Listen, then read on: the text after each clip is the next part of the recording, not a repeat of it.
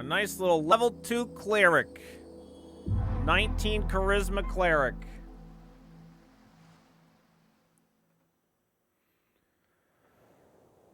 Just a little esoteric Billy. Roll a d20. If you get higher or equal to the DC or difficulty class and you succeed, failure can often be more interesting than success. Do not fear the die. I fear the die. Finally, no work to distract me from Billy's ebb and flow. Yes. What's this? Imposing tree. You look up at the branches of a bracken tree. It stands tall in the garden, towering over you. It is majestic. Nature is reaching tall and deep. These roots go below the city. Nay, even below the river. Touch the tree. Your hand lays firmly on the bark. Good tree. Strong tree. I don't see a purpose to this. Look up at the branches above. The wind causes the leaves to dance. Wait, between the branches, high above. Oh! Oh! Is that a hole in the bark? 5 XP. A hollow, just wide enough for you to stick your hand inside. Something glimmers up there. Treasure in a bird's nest. Yes, get up there now! It could cause great physical harm if you fell from that height, and heights are scary. The branches shudder in a sudden gust. Climb that tree! Climb that tree! Climb that tree! You grab the tree on the trunk. Pressing your entire body against the rough bark, you slowly make your way upwards. Go, go, go, go, go! Just a bit more!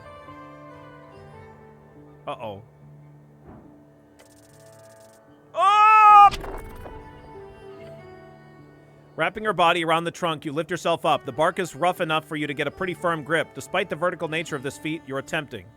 One foot and hand movement after another, reaching on, each holding on to dear life. You take a deep breath and reach up towards the upper branches. That's when you realize you're nowhere close to where you thought you were. Oh no. Grabbing onto air is not a good idea as you fumble about. Suddenly, the world drops around you. Your feet slip from the bark. Your soul falling to hell. Ow. An instant later, you hit the ground. Something cracks, sending shooting pain up your leg and arm. The tree towers over you, taunting you. Shake it off. You've had worse. Okay. Hey, the leaves are quite big. What's a bracken tree again? I don't know. Something to do with, like, the thickness or something? To do. Oh, something do with the thickness? To do? What does the purple fool want now? Never mind. Intelligence out here getting corrected by charisma. Don't put the leaves in a salad. That would be unwise. You could probably sell a bracken salad. Bye, tree. All right, everybody wave goodbye to the tree. Maybe we'll come back tomorrow when we don't have a -4 to our penalty because we have a whole bunch of seagull wounds. Goodbye.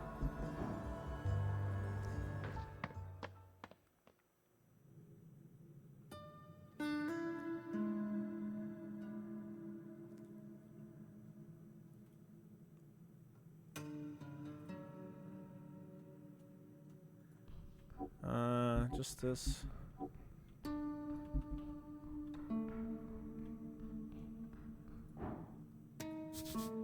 Drunk Sphinx opens at 18 o'clock. Okay. This game is amazing. It is really good.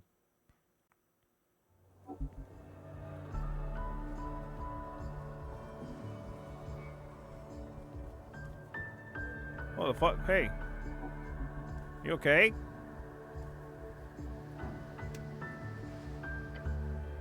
You approach the shrine. Pray. What are the gods? Are here? Prepare spells. Wait, can't I heal here through some divine assurance or something? Not precisely. The gods do not usually grant divine interventions for minor injuries.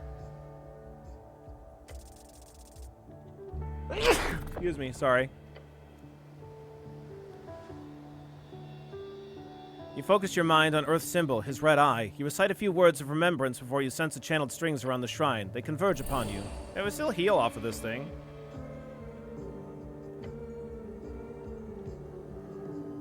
So we keep failing, but thank you, Galaxy.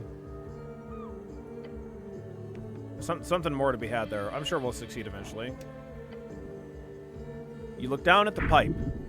Crawl inside now. What? If you had a smaller companion, you could ask them to crawl inside, perhaps. I'm not going to crawl inside. Try to enter the pipe. You get down on your knees in the dirt and put your helmed face into the entrance of the pipe. You can't seem to get further without immense force. You can do that. Just press harder. Enter the hole. Wriggle your way through. We didn't do it. Suddenly, the pipe gives. You hit a flowing rush of ice-cold water as it funnels you forward. Then down, then... Oh! Everything is cold and strangely familiar. Your drenched uniform clings to your flesh and the red rock of Tolsted. You're alive. You realize where you are. Or at the very least, an approximation. Right now, below the entrance of the Goblin Garden. Right below the entrance to the Goblin Garden. Oh, okay. Hey, you're lucky. If you'd gotten swept out to sea, you'd be, well, dead for sure. Like, completely DIP'd. Hey, we learned what DIP'd is. I need to get out of here.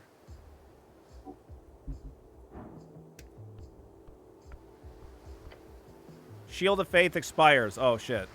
Only way up. Shit. Mm-hmm. You see the silhouette of a goblin up on the ledge. Snell. Hello.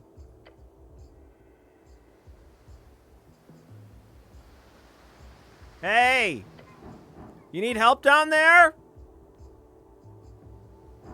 Scale the wall of Tolsted. 19 strength. Daunting. Just a second. I gotta check around down here first. Just hold on. Just 1 second.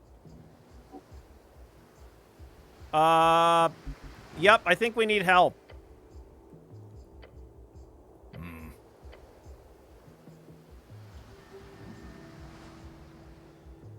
Hey, you need help down there? Okay, I need your help, Goblin. Yeah. Just get a little higher and I'll try to pull you up. Oh. Well. You attempt to get a grip, but your hands simply slip off of the wet rock. This is not working. You almost slip off the rock entirely, but you do get another shot. Oh, great. Uh-oh. You attempt to get a grip, but your hands simply slip off the wet rocks. This is not working. Okay, we just keep... I think this is a forced success, basically.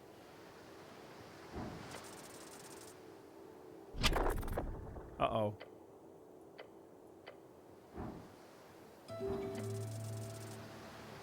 Oh, man! Hang on, we'll get it. Skip. There we go! Hey, look at first try! Steeling yourself and your manly soul, you grip the wet rock. Place your feet up higher. One step at a time, you slowly pull yourself upwards. Focused, strengthened, with absolute confidence. Come on! Reach! Just a bit more. With that final push, you make it. 10 experience, nice. Okay, I'm gonna go back to my post and pretend you didn't just almost die, mister. The goblin walks away without acknowledging you further. That was close. Slippery rocks, huh? For once, those burly muscles actually helped. For once? The muscles are a representation of everything you stand for, including slippery wall climbing. Be proud. Okay.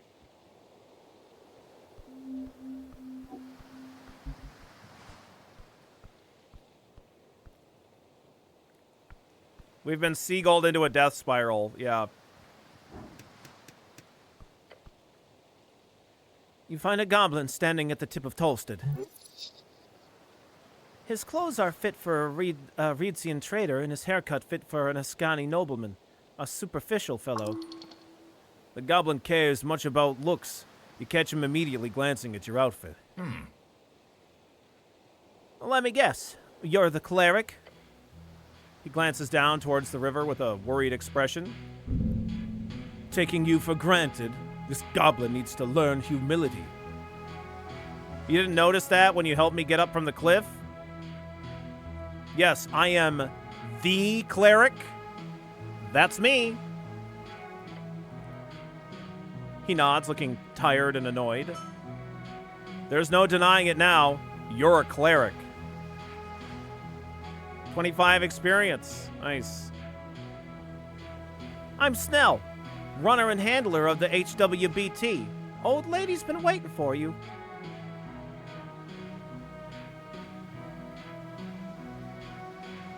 Oh my god, it's Jason Cleric, yeah.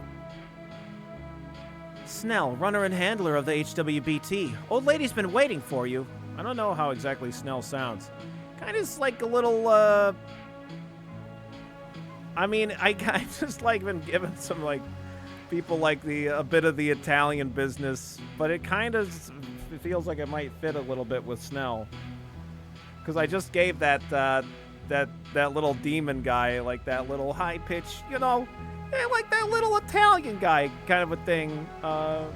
Stereotypical, like, you know. So I feel like I don't want to just keep using that, but. Snell, runner and handler of the HWBT. Old lady's been waiting for you. That seems like too anime protagonisty. They call him Billy One Accent, because they're all Italian, you know. Yeah, you know.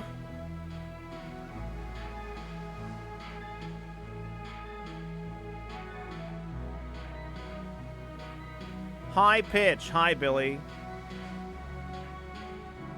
I can't go any higher.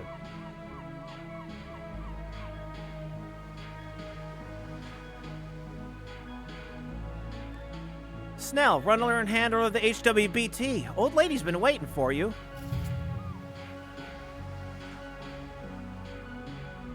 Old lady? His wife? Yes, intelligence. Snell's wife. Definitely. Greet the goblin kindly. This is the beginning of a great cultural cooperation and exchange. Squat down. Hello, goblin. Old lady, HWBT. Nice to meet you, Snell. Perform a traditional goblin salute. I am from the local government.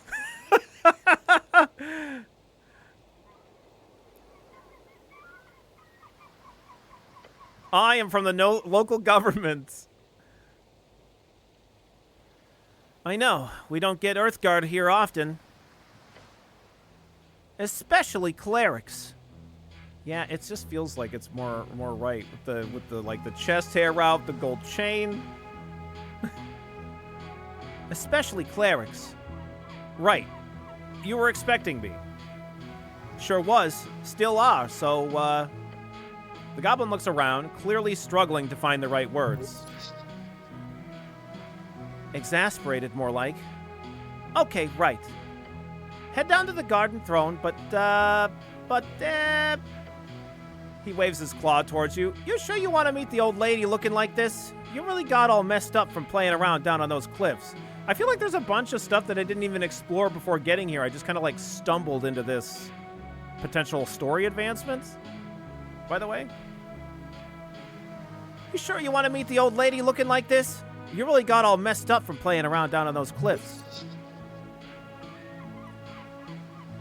You've been floating around in the banks of the river. Your uniform shows it. He's insulting you. The gall! You should teach him a lesson. No strength. That's consistent with your character. Yeah, that's valid, Indignant. Whatever do you mean? Just whistle? I don't know what you're talking about. This is how I always look. I fell into the river. I died and was reborn. None of your concern, Goblin. Why, whatever do you mean? Snell? What I mean, you're covered in grime. You're covered in grime.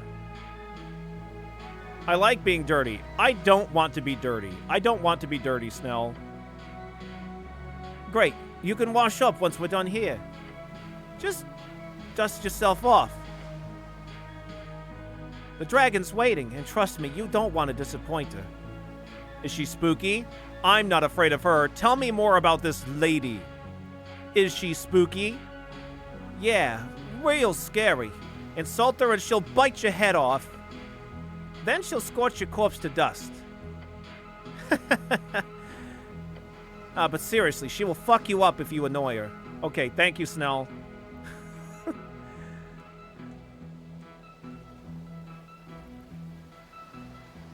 Okay, lead me to her. Well, tell me more about the lady, maybe. Sure, for starters, she's the most powerful woman in Norvik. And considering there was an explosion yesterday in the middle of a territory, I think it's about time you do your damn job, cleric. Hey, and before Billy annoys her, I would never. Who could be annoyed by me? I'm the cleric. Everybody. I am willing to do anything to make people love me. And they should love me because I am the cleric. Good, but just to make it perfectly clear, some ground rules. Don't say anything stupid.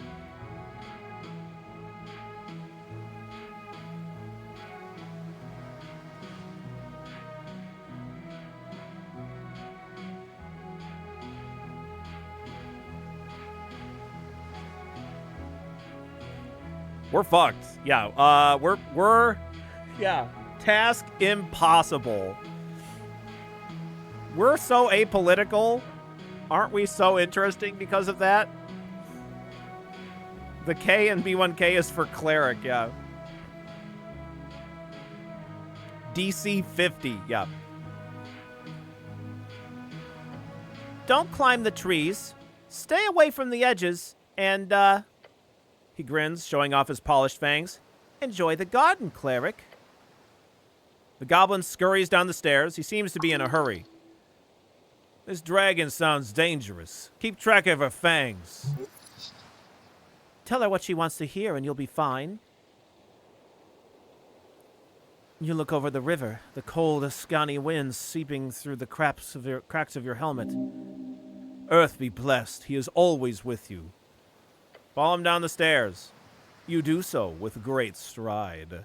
Yeah, sure. Thanks, Strength.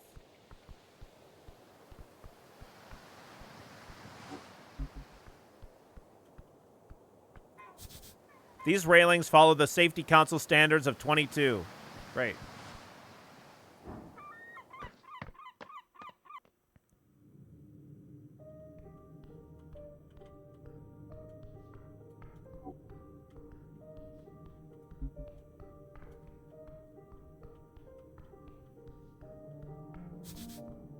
Your stomach twists. Beware her illusion.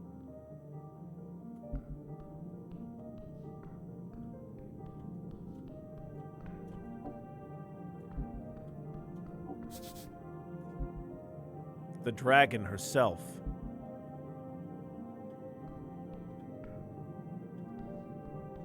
Can I thought I was gonna get, like, fancied up a little bit.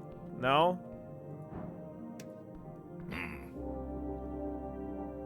You approach him below a sprawling tree. The well-dressed goblin stands proud beside his master. Go ahead, cleric. With a proud smirk, he motions towards the wooden throne. You should stand before the throne, address her court. Okay, then. Auto-saving. Thank you, autosave.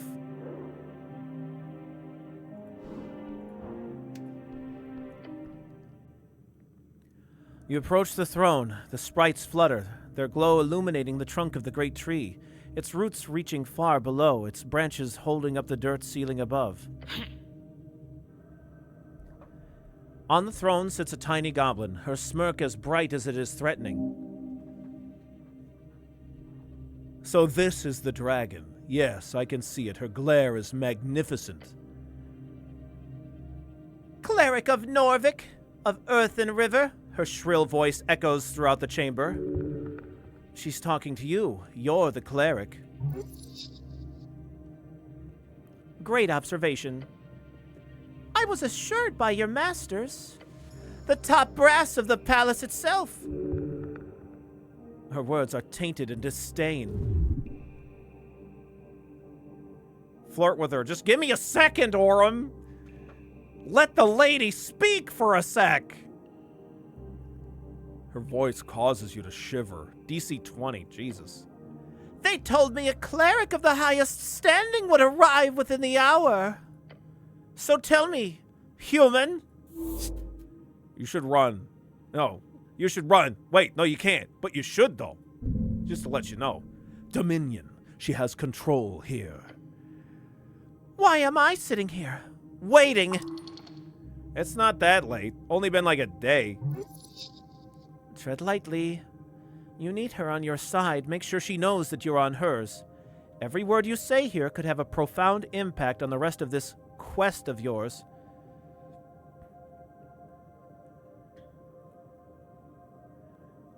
I had an accident. My apologies.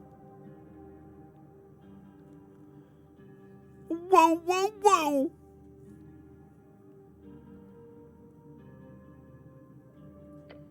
My apologies, lady. Her frown turns into a weary expression. Whatever. You're dancing on a fine line. Hers is a frightful presence. You can't take this much longer. You need to get out of here. Do not become frightened. Oh! Barely. You brace your entire being as you meet her glare.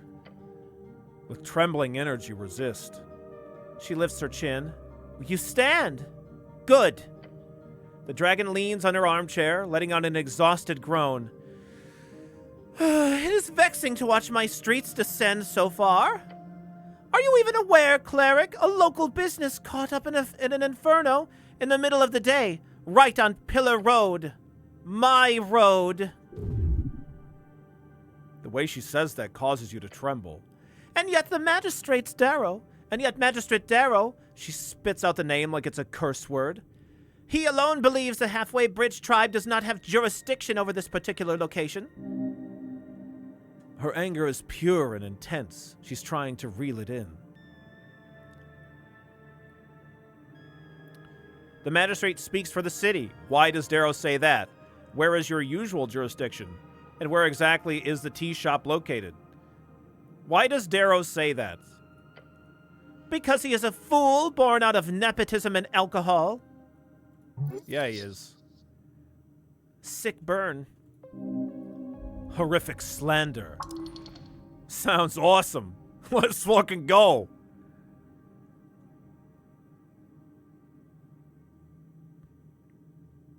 And where exactly is the tea shop located? I don't know if I want to ask too much. I want to piss her off. She glares at you. It is, or was, rented out of a corner of the central fort, just above the holes next to the pillar. She snaps her fingers towards the goblin to her right. That means it's part of the core foundation of this island fortress. Therefore, their property's legally an underground rental unit, he says, bowing his head. Lady? My people have been handling that damn crow's contract for years. But no, suddenly, when the entire unit goes up in flames, that's when my people no longer have the right to enter the premises. To deal with it. To clean up, even. No, suddenly it's the city's business and we should keep our noses out of it. Corruption. Plain and simple. That's one hell of an accusation. Don't slander the great city of Norvik, Goblin. Sounds shady. Sounds shady. Her sharp glare stabs you. Normal business in Norvik. And don't even get me started on the actual effect that this has on my people. Snell, she says and beckons towards the comely goblin. The comely goblin. He approaches the roots and takes a bow. Lady Sageleaf? Then he turns to you. The magistrate says it was an accident involving a fireplace failure. Yet they've yet to send anyone in to actually investigate the scene. How can you know that? You should trust the magistrate. You want to check it out yourselves. I mean, I've literally been in there and investigated the scene. What?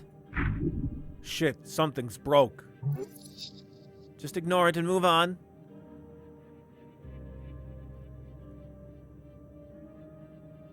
How can know that? Oh, yeah. That's because we're stupid. I'm sorry. How? Woo, woo, woo. Right, of course. Just ignore it and move on. Sorry, I said, how can you know that? Sorry, I misspoke. I meant to say, how can you know that? How can you know that? You speak good. We speak so good. How can you know that? No, you didn't. Uh-oh. Yes, I did. Oh, no. Oh, fuck. Oh, fuck. Yes, I did. No, you really didn't. You said... Snell. The goblin scratches his neck.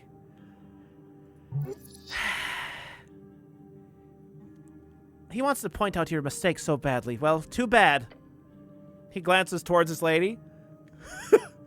We've kept an eye on it. Low intelligence dialogue options are a fucking trap. Yeah. Quit backseating, Snell. The explosion occurred on the 21st of March, just past noon. 3 minor injuries were reported in the area. Luckily, foot traffic was low at the time of the incident, so despite the massive kaboom, no dead folk. Thank the gods. Who were the injured?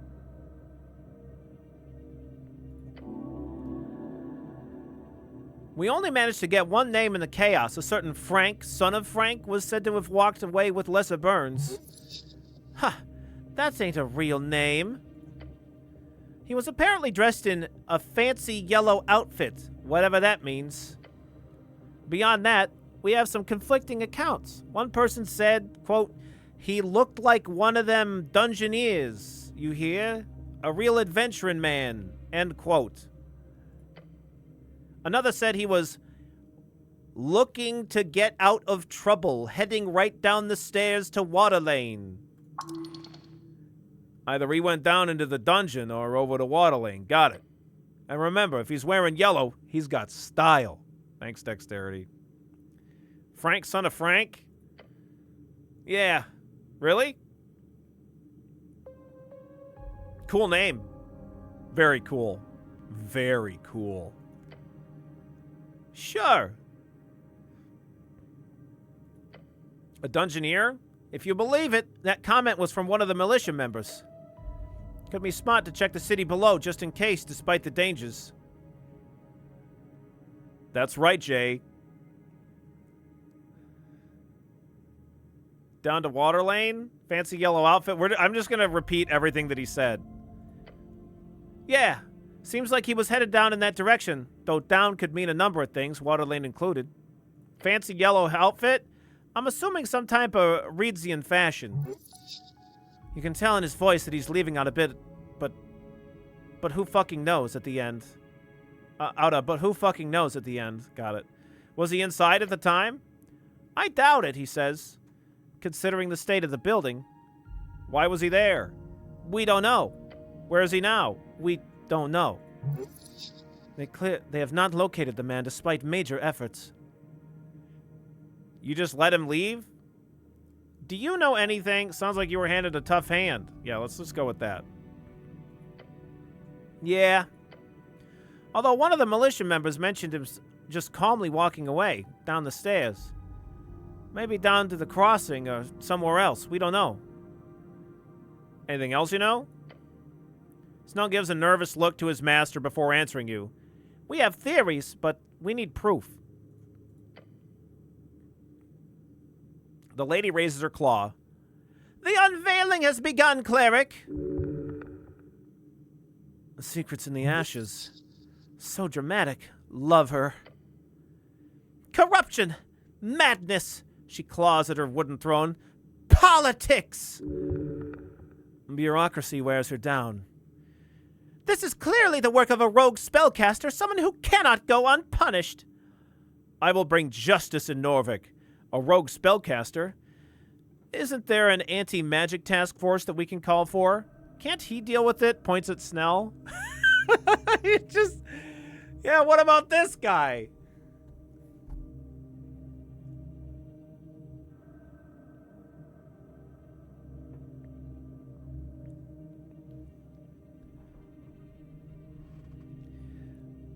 A rogue spellcaster. Isn't there an anti-magic task force we can call for? Okay. I, as the cleric, will bring justice to Norvik.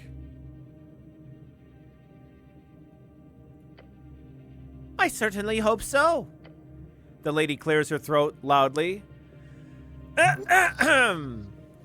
Everyone holds their breath when she speaks.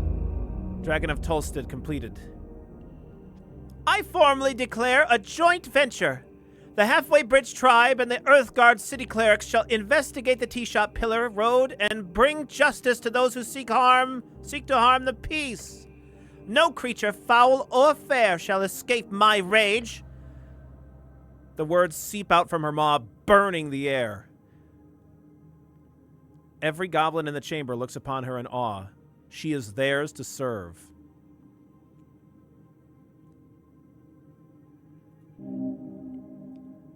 The dragon has spoken.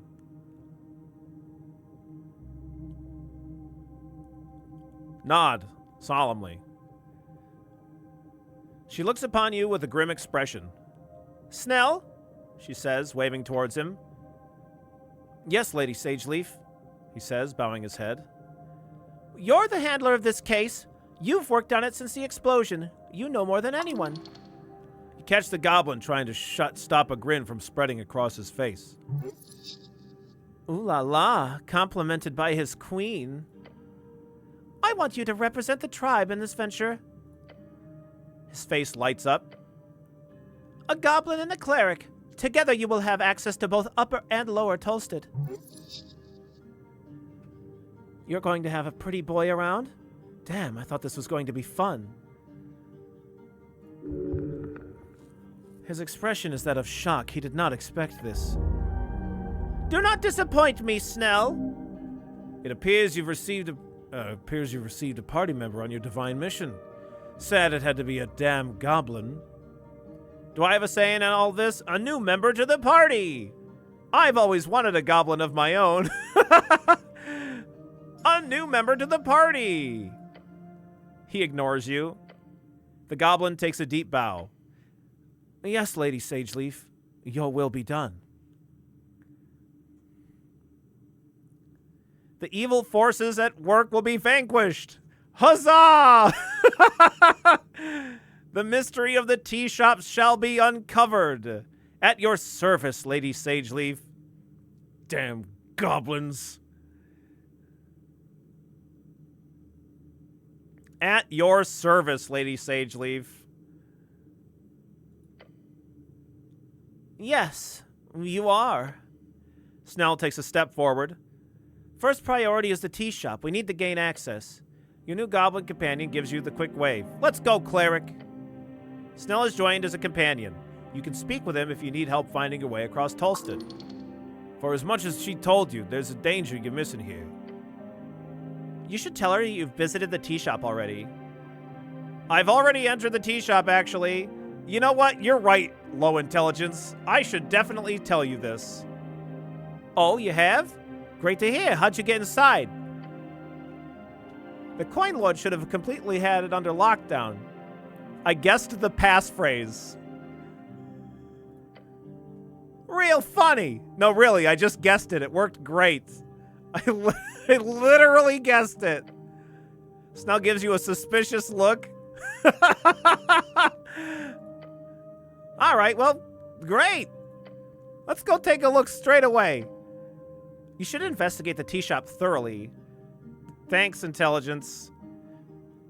And we should also look for that witness. How do I gain access to the tea shop? This is the perfect thing to ask when we just said that we were already inside. Talk to your boss, Darrow. Or I guess he's not your direct boss or whatever, but we need to get an audience with him if you want to get inside that tea shop. Okay. Thanks, intelligence. Yeah.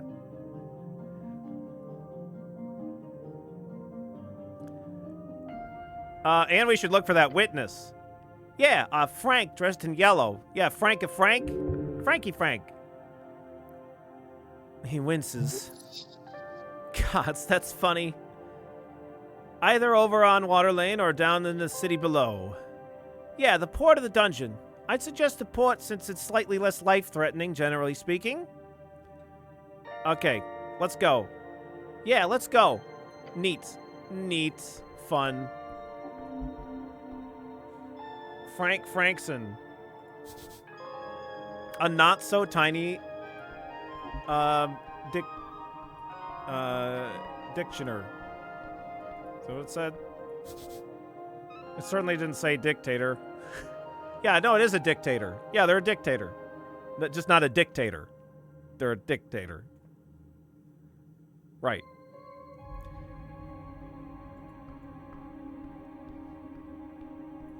Let's see.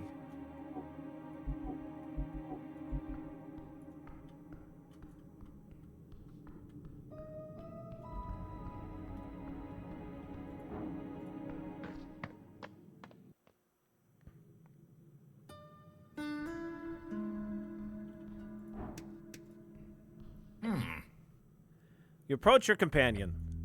Let's get on with it. Remind me, what are we doing again? I have, this place is insane. I have some stuff to take care of by myself. Go solo. So what's your position in all of this? Where do I sleep tonight? What are we doing again? Apart from disturbing the peace? He laughs. What do you want to know?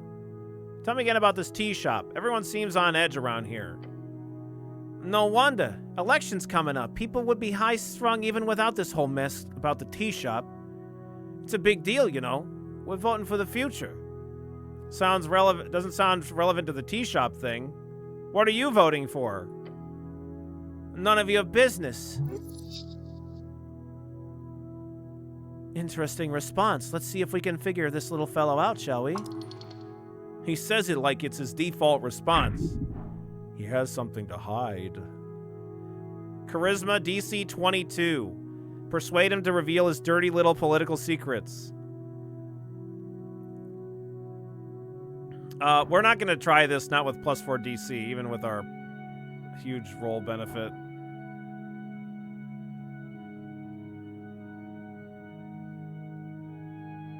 Other question. Other question? Yes. Okay. Yeah. Other question. Yeah, we have a +8, but we also basically have a -4 because of our exhaustion. This place is insane. Yeah, we say it out loud, yeah. Yeah. I mean, I don't agree since I grew up here, but I can imagine. You grew up here? Oh, well. He points at the east side of the ravine. You glance over at the edge and see a ton of little apartments dotting the other side as well. One of the bigger complexes there. That's where I grew up, along with most other goblins of my generation. Though these days, they keep the nurseries in safer areas, mostly because the kids kept trying to climb the scaffolding. He grins. Those were the days. I have some stuff to take care of by myself. Go solo. What about your... So what's your position in all this? Whatever do you mean by that, cleric? Why are you helping me on this rough world of ours? Helping me in this rough world of ours. Well, I'm here on behalf of Lady Sageleaf. Her will is for the streets of Tolstead to not suddenly burst into flames in the middle of the day. Her will be done, so to say. What if it bursts into flames in the middle of the night instead? But why are you really here? You got any family? Yeah, what if it bursts into the flames in the middle of the night instead? I don't think she'd like that either.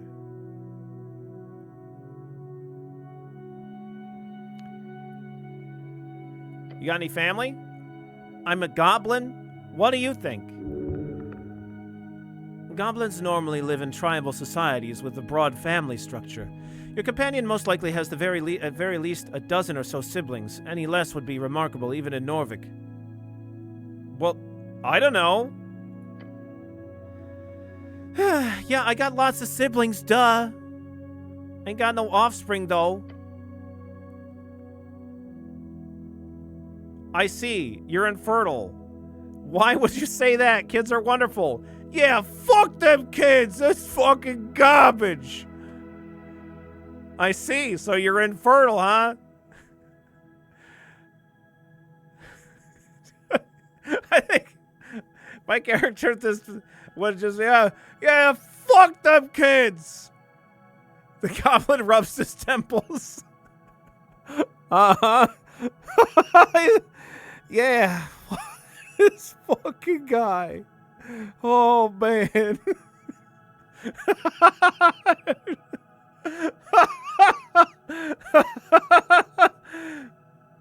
But why are you really here, though?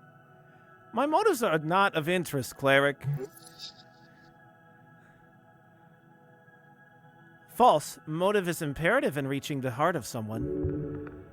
He does not want to disclose his inner feelings to you.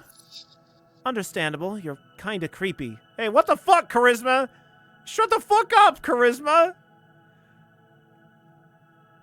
I have some other questions. Oh, we said other questions this time. We didn't say I have question. I have other question. Really? How surprising. Where do I sleep tonight? I don't know, cleric. He gives you a defeated look. Can't the city pay for something? You're a cleric, for God's sake. I could just not sleep. That's fine, right? Are you asking for permission? Oh, man.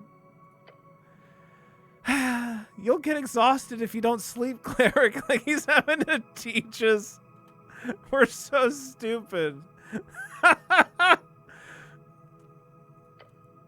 If you do not take a long rest 8 hours before dawn, you get 6 levels of exhaustion. If you get 10 levels of exhaustion, then you die. I don't need sleep. I'm not afraid of death. Actually, I really should find a place to sleep. Smartest thing you've said all day. Hey, thanks. Can I sleep with you? No, and seriously, don't phrase it like that. Maybe I can sleep with Viskin. You're probably too warm for him. And don't phrase it like that.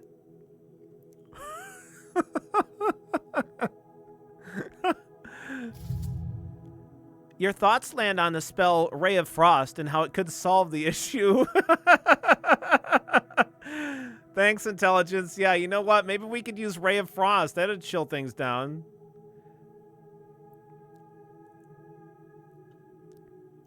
Can I sleep in the Goblin Garden? No? Or, I mean, he thinks about it for a second and then once again says, no. I can just sleep here. Like, right here? He looks around. What, just here? Like, yeah, it's not so bad. Right here. He's reacting to your current environment. Okay, maybe not. Yeah. I guess I could ask the Coin Lord? Ah, yeah, Daryl's your boss on this job, isn't he? I guess you got another thing to talk to him about. Fun. Alright, I guess we could go. Yeah, I could sleep, like, right here, though. Like, I could lay down and, like, get some sleep. Don't you think? Oh, is this not part of the stone? The pillar of Jor towers before you.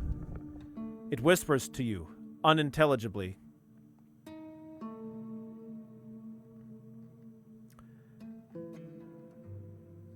Touch the wondrous pillar. You place your hand upon the smooth surface. The whisper gets louder. It says something to you, something weird. No, wait. It's a conversation. One you don't take part in. Guess you can try to join in.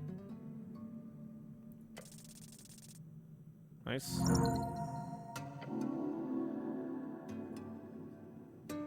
Speak. Hello?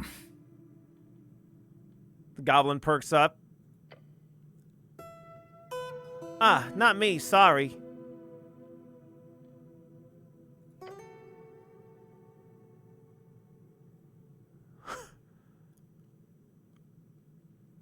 The pillar vibrates. Hello?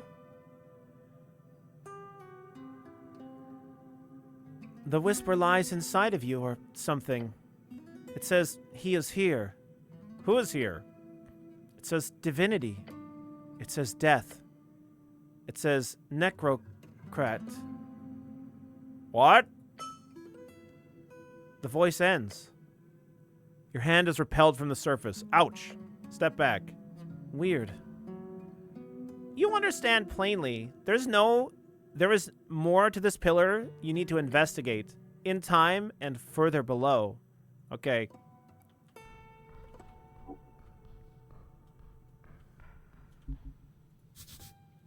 The depths of Tolsted.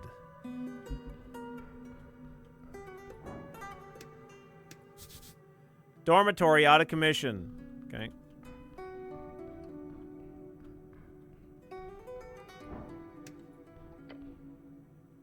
You approach the green door.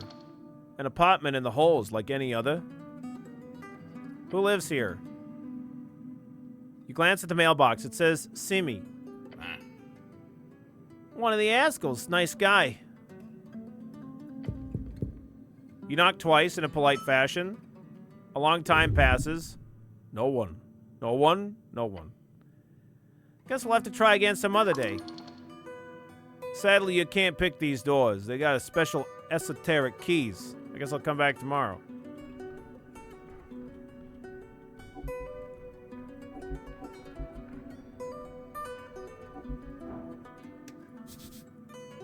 RNA.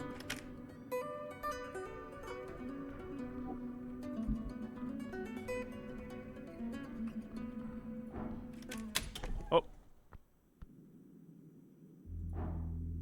Snell's pad. Oh, this is Snell's place. Great. I didn't even mean to enter it.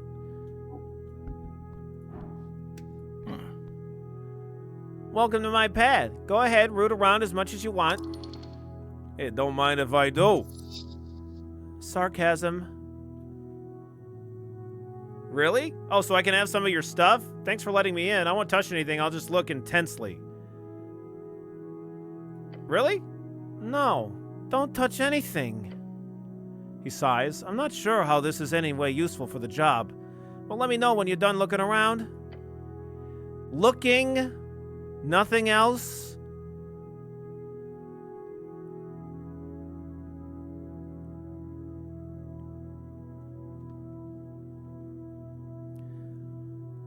You live here alone? Yep. It's a cool place. Doesn't it get lonely? How long have you lived here? What does it cost? Do you like living here? It's good information, thank you. It's a cool place. Thanks. Doesn't it get lonely? I don't spend much time here. How long have you lived here? Glances at the ceiling. I don't know, 3 years, 4? God, has it been that long? What does it cost? $100 a month. Real cheap. But I got a special deal because of the HWBT gig. That's real good for such a fancy apartment. Old lady takes care of her own, eh? You like living here? It's central, right next to the garden. That's all I really care about, although its ventilation system's pretty sweet during those colder months.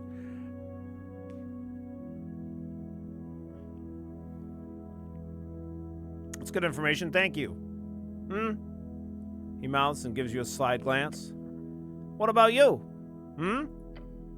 Where do you live, cleric? Time to dance around the subject. I should lie, right? I could tell him the truth. Are we saying that out loud? I could tell him the truth. I live on the North Wall, a nice city-sponsored apartment. Avoid the full truth. I live with my mom.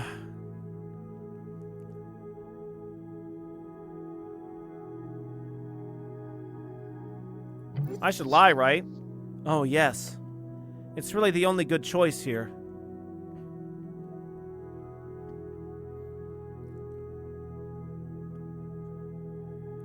I live on the North Wall in a nice city-sponsored apartment. Avoid the full truth.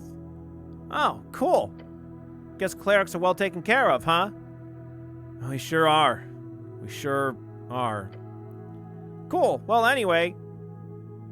It's a nice apartment. Be nice. This is much less goblin-y than I expected. Be less nice. It's a nice apartment. Yeah, I'm not here a lot. Goblin laughs. I'd argue it's much better than the usual.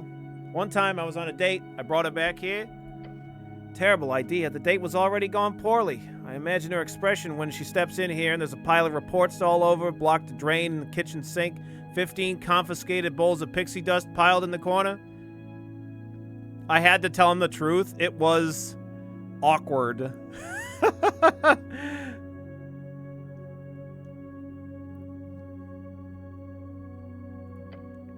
Let me tell you, took it 10 seconds to come up with an excuse.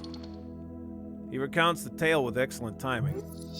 This is one of his favorites. He tells this one to everyone. As his laughter fades, he looks around the place and tells you, anyway, looks better these days. Figured if I'm such a neat goblin like everyone says, I might as well keep my apartment clean too. A girl? What an embarrassing story. I have a hard time believing you, Snell. Living in filth? Never. A girl? Oh, what? I made peace with it. What about you? The question cuts tiny little holes in your inside skull. Or the question cuts tiny little holes in your inside skull. I misclicked. I meant to fucking click the top one. I looked away when I clicked. Clerics are popular, right? Avoid. Abort. Alert. Get out of here. Breathe heavily. He is not allowed to ask you personal things like that. There we're good.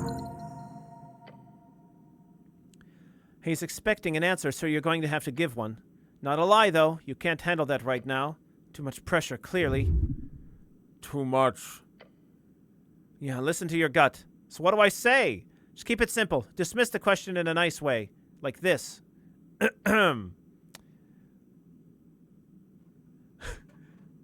Huh? Nothing lately. I'm busy with work. Be cool. Ah. Now, change the subject now. You seem like the type to be busy with work, too. Oh, yes. For the last few years, I've been just focusing on the halfways and whatever the old lady needs of me. I don't mean to sound ungrateful, though. I do love it. It's really rewarding. What kind of reward? Like treasure? You're clearly good at what you do, whatever that is. I ask myself the same question sometimes. Goblin takes a breath. I tell you to look at it from a goblin perspective, but let me put it to you like this. Lady Sageleaf gave me the option in a world of railroad tracks to get the help. I get to help my people and get a real fucking good... fuck, I can't read. Let me put it like this. Lady Sageleaf gave me options in a world of railroad tracks. I get to help my people and get real fucking good at it. So for now, I'm gonna keep doing it. Better than getting bored, but at least you get good salary, right? Maybe you should try something else later. I don't know. Better than getting bored. That's for sure. This definitely is not the type of job that ever leaves you bored. He grins. Anywho, anything else you want to chat about, or can we get going?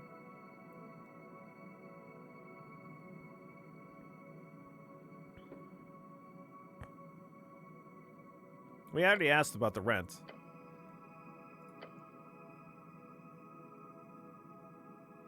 Okay, so not so bad thanks to the old lady. She looks after her own. Not every goblin has it so lucky. Yeah, I've noticed that you got it pretty nice here. What do you mean? Or you're lucky to be living in Norvik, you mean? Wait, no, what do you mean? You know there are 3 tribes in the city, right? The halfways get by real well, thanks to Lady Sageleaf, but it didn't used to be that way, and most goblins have a real hard time getting by here.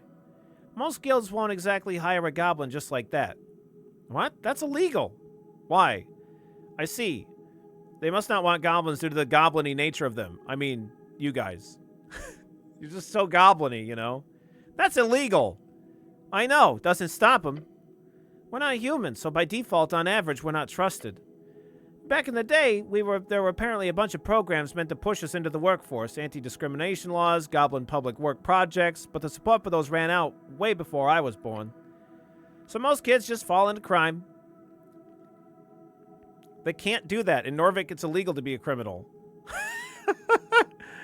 They need to try harder. Crime is the easy way. That's understandable. It's the only path for them. Hey, they can't do that. It's illegal to be a criminal. That's, arguably one of the dumbest things that you've ever said. You clearly haven't heard everything I've ever said. Dumbest thing so far.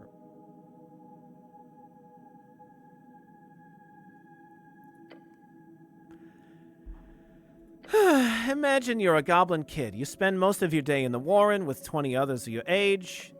There's barely any resources to actually teach you all the human stuff we're legally forced to be taught. If you're lucky, you get one parent with a stable income, otherwise you'll be living in the dormitories. No support system, no chance to integrate into this city you're supposed to be living in.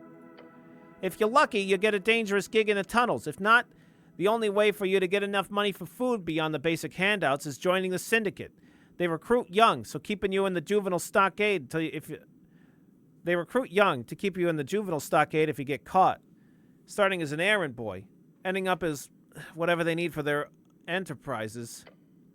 Then you bring home a heavy pouch of crowns for your mom and pops. What are they going to do? Turn their little kid in? Or accept the only major income the household's gotten in months? Maybe they'll even encourage you, push you to get a real friendly with the local runner. Weren't you a runner? But it's not like this in the halfways. Syndicates, aren't those illegal? Man, all these things are so illegal.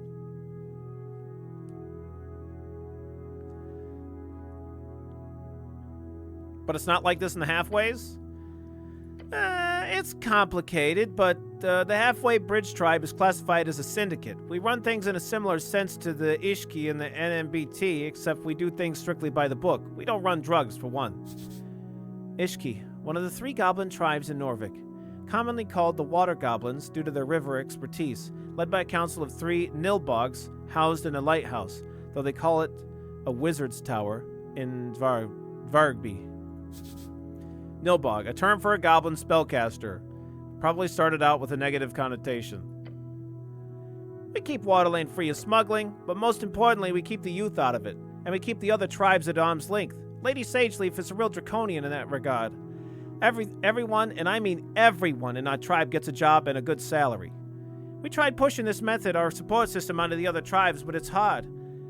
And not always popular. We're the small, annoying, cultish tribe of Tolstead, after all. Yeah, so it is what it is. What a rant. Good to know. You're working hard for your lady. I sure do.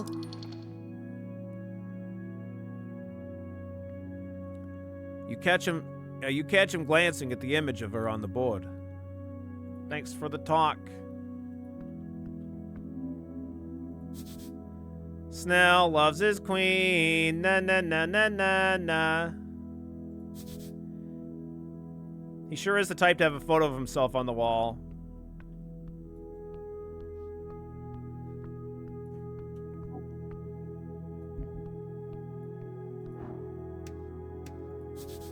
A mass-produced glowstone lantern.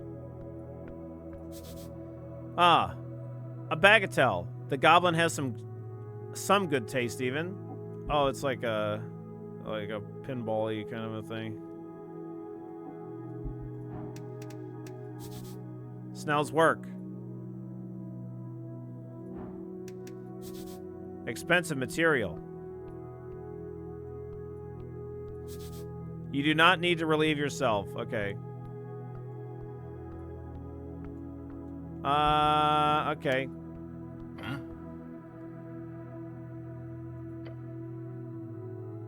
Hope you're having fun. I'll chill here for a bit. Thanks for the talk. Okay. So we could interact. I don't know if I want to touch anything, but I feel like I will. Maybe this isn't touching, I guess. This is just talking about it. Look at the mattress. The mattress is extra thick. Probably expensive.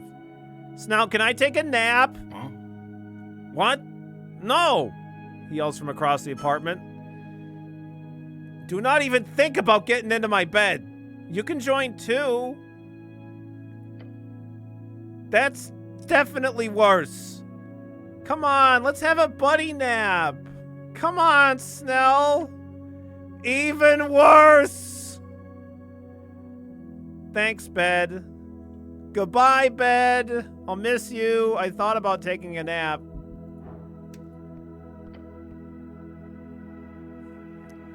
Snell won't take a buddy nap with me.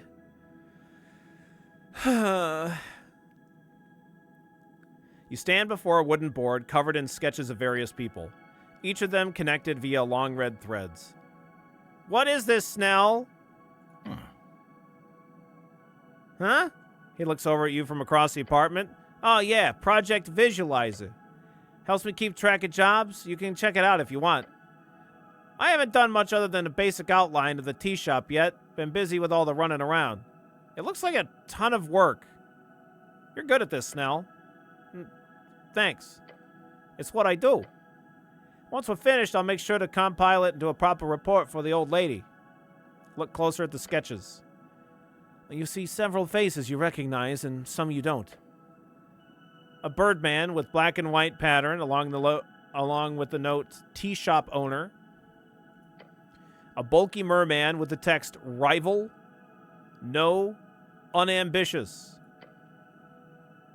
A stout-looking dwarf in uniform with a hammer symbol in the corner, patron.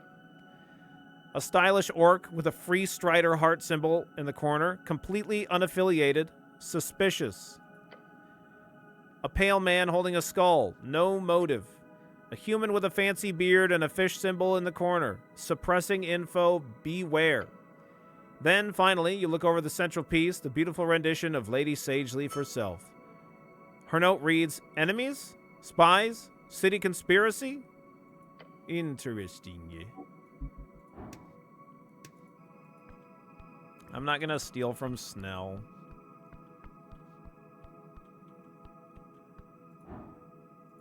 I never get to have a buddy nap with Snell.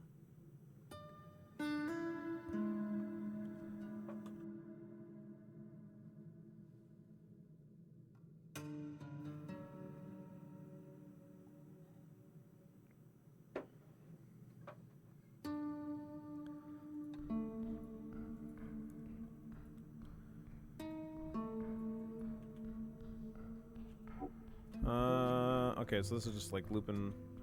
Oh, no, we came up from up top.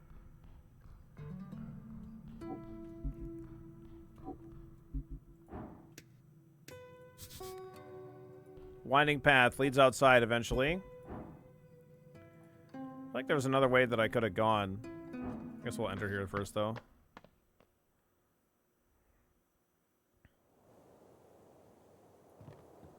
Oh, okay.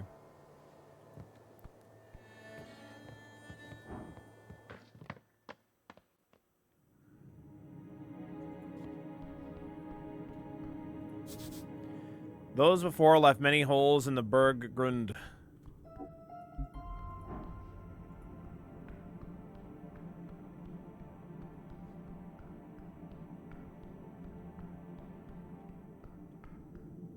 Oh, okay. Can we go, like, this way, maybe?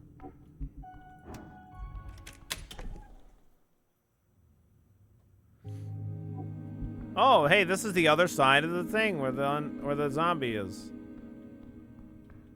Oh, but he's not here. Slightly broken standard issue Earthguard blade. +1 strength, -1 wisdom.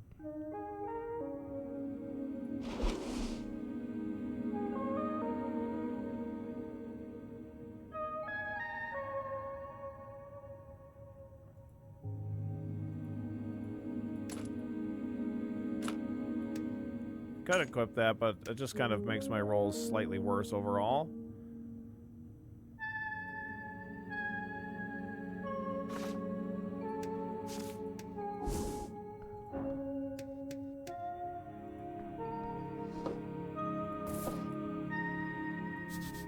Imported goods. The receiver is marked as HWBT. Oh, cardamom treats. Nice.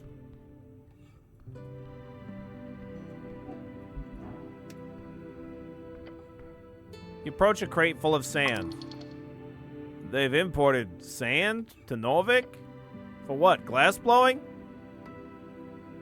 Snell, what's up with this weird crate of sand? Huh? The goblin glances over at what you're doing. Let's see, that's a, his eyes shoot open. Very, very wide. Oh, his eyes shoot open very, very wide. Nope. Back off right now. He pushes you away from it. Hi. How you doing, Kiki? Oh. Hi, hi. Come here.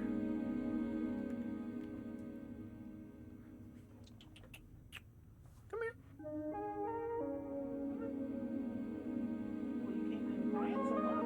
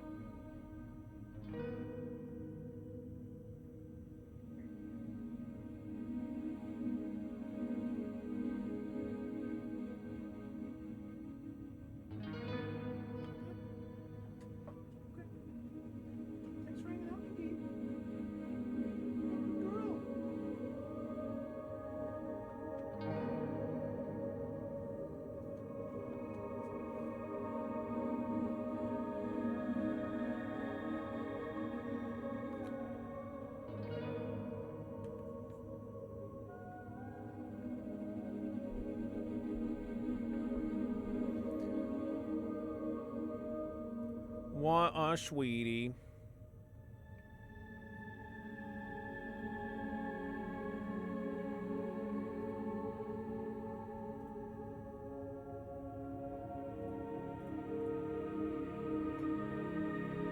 Okay. Nope, back off right now. Pushes you away from it. You're scared of a little sand? Do as he says. As the two of you are a few steps away from the crate, he takes a breath. That, cleric, is a crate of mosquito sand. Without explaining further, the goblin sneaks up behind the crate and grabs the lid. Moving more carefully than you've ever seen him move before, he gently places the lid on top of the crate once more. Something must have startled it to make it push open the lid like that. He wipes away some sweat from his brow. You don't want help with that? What would it have done to me if, Thanks. What would it have done? From what I understand, it would have choked you, drained you of blood, and slowly mushed you inside of that crate. Sounds like a good weekend. Now let's leave it the fuck alone. Okay.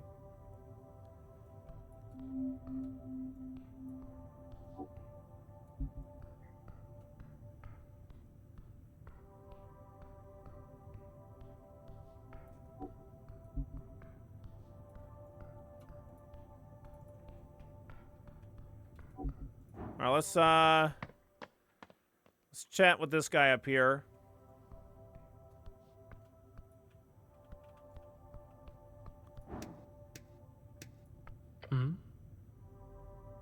Yes, he says with a smile, putting away some of the documents before him. Turn around and whisper to Snell.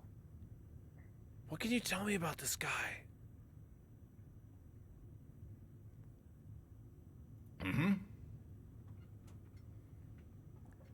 The goblin sneakily leans in and whispers back. You want a rundown? Right in front of him? Glance back at the pale man. I don't think he can hear us.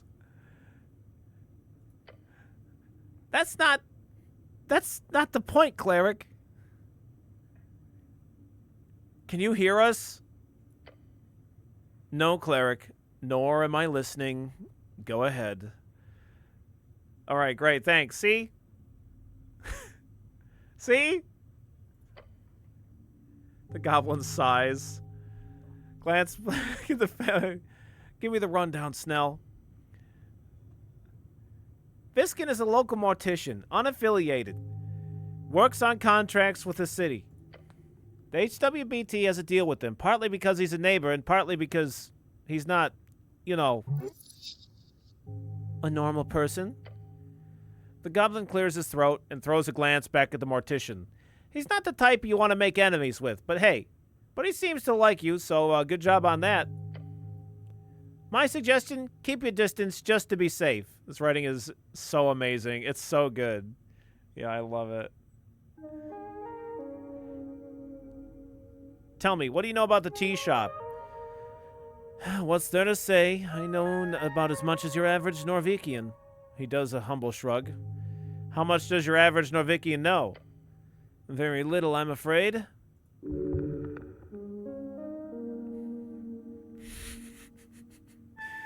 He's looking at you, waiting for another question, despite you obviously wanting more information. The pale man is toying with you. And now you can tell me what you know about? Of course. I heard the explosion. I went out to investigate, only to find the tea shop caught up in a raging inferno. The toasted militia were already heading into action, so I went back inside as to not be in the way. Toasted militia, basically a bunch of goblins keeping monsters from entering the undercoast paths. They also do firefighting and are mostly funded by the HWBT. Undercoast, a nickname for the undersea coast. He's describing it with wonderful rhythm. Either he's a great storyteller or his speech has been rehearsed. This is convincing me to drop the $25 on the game. Yeah, I mean, it's, like, really good. And, like, depending on what stats you, like, you have. Dialogue is quite clearly significantly different. I mean, some stuff is probably going to be the same, but like, I watched almost all of Orum's playthrough of his extremely high intelligence run. I don't. Are you done? You haven't finished your run yet, right, Orum? But I don't know. I've seen like I don't know, like 10 hours of Orum's playthrough, and I haven't felt like I was in any way like fucked up my playthrough of the game.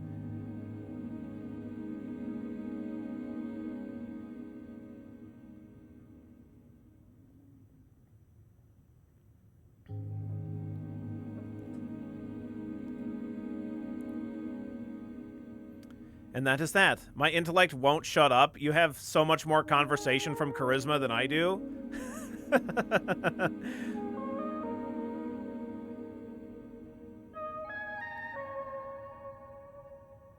What were you doing when the explosion occurred? Working. He motions towards the stack of papers. What sort of work? If you must know, it was the end-of-life report on a sailor. Tragic. He doesn't want to speak on the subject, but he'll let you ask one question. I can feel it. Let's see if he's lying. Ask something really specific.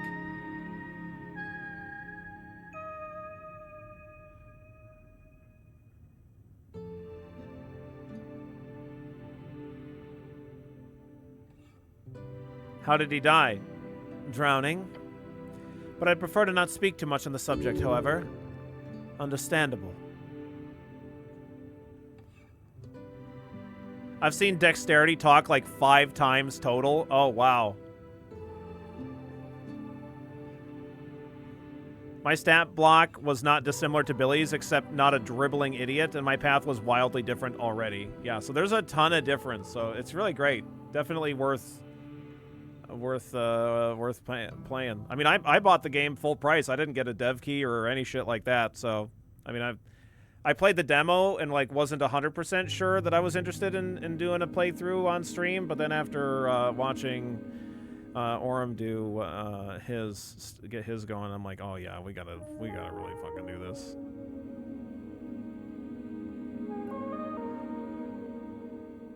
I got influence. What can I say? Did you hear anything particular? A loud bang, some shouting afterwards. How loud? It shook the Lich House, and mind you, this is not some ordinary basement. This is a remnant tower going hundreds of feet deep into the earth. I'd be surprised if anyone in Tolstead missed it. After convincing everybody to vote for me, I convinced Billy to vote for Esoteric Ebb. Yep, you got it.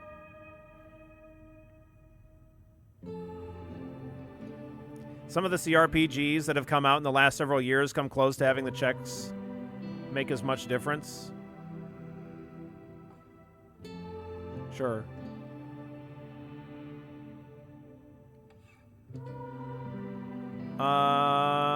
What sort of shouting? From the militia, they were rushing to the scene. The fire prevention declaration has truly done wonders for the city. Nothing else? As the entire district almost turned into an inferno, yes, there was quite a lot of commotion. Nothing that stands out, however. Like, actually nothing else? Not that I can recall. Are you sure? The pale man stares at you for a while. How thick are you?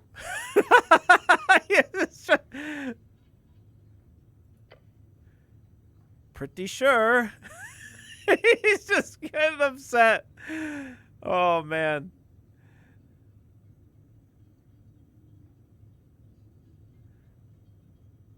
That's enough about the sound. I'm done asking you questions about the incidents. Okay, anything else? I have some personal questions. Ask more questions. Share great knowledge with Pale Man. Thanks, intelligence. Yeah. I know he's gonna have a great time answering questions from me. The Pale Man shifts in his seat. Very well. What the hell should I ask about? Come up with a ton of random questions. Hell yeah, let's fucking go!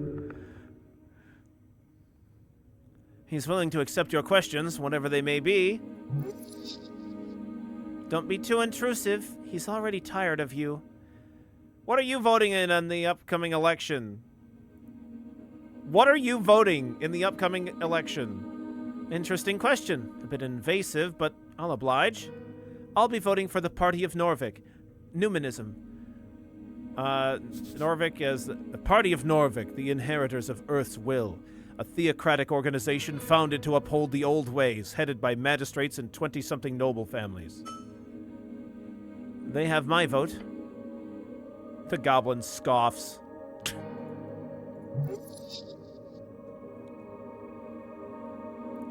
Not unusual for well-off human men to vote for the Earthfolk Party, although this fellow doesn't strike me as the religious kind. A vote is cast for self-interest. It takes a special man to vote for any other reason. Earth Spirit will live on through his people.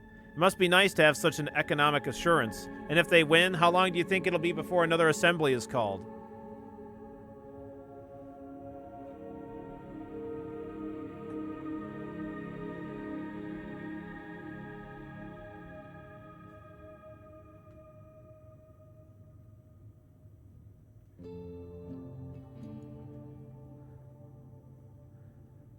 These don't sound very apolitical. Yeah, I don't really have a apolitical answer here. Sharkloaf.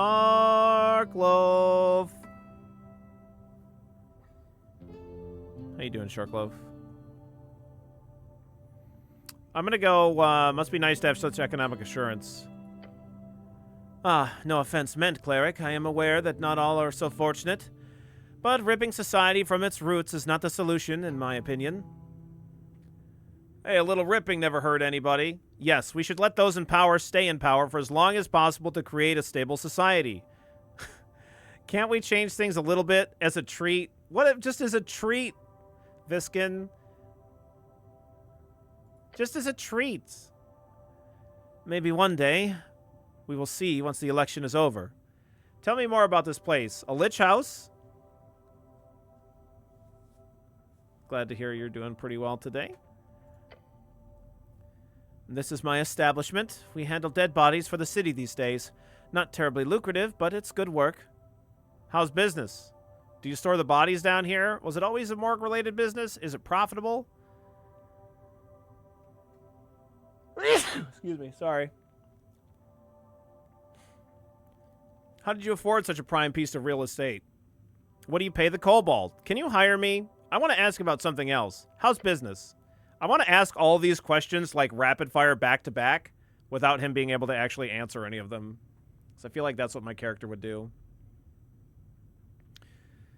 Slow, which suits me just fine. During the curse crisis a few years back, this place was stuffed to the brim with dead folk. I like it more when it's relatively empty. Empty, like today. Do you store the bodies down here? I do.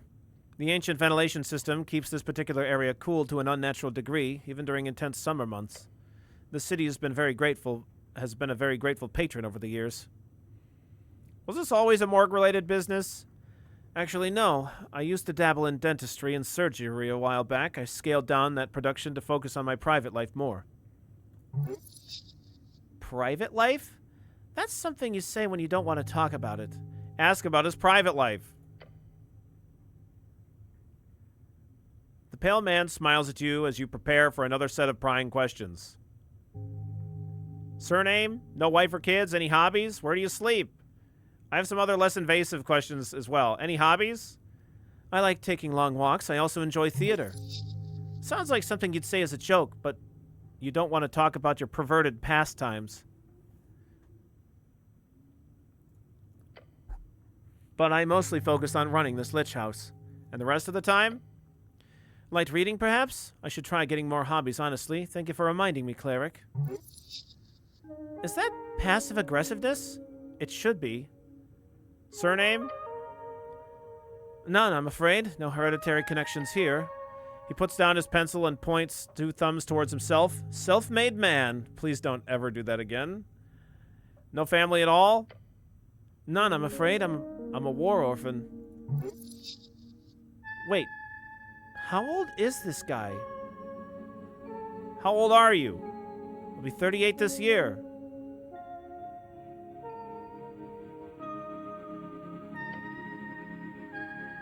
He does speak like an old soul, but his smile is youthful.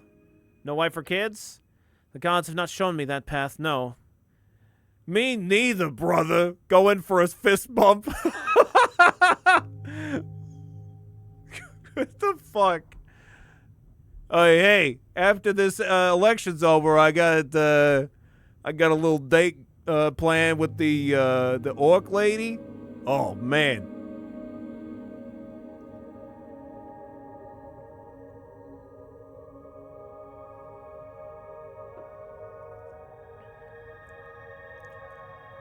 Me neither, brother. Go in for a fist bump. Keeping his smile, the pale man politely bumps your fist. Oh, man.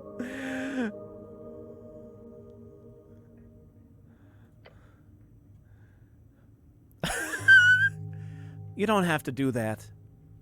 I did not expect him to oblige. Yeah, me neither. I have disappointed Snell.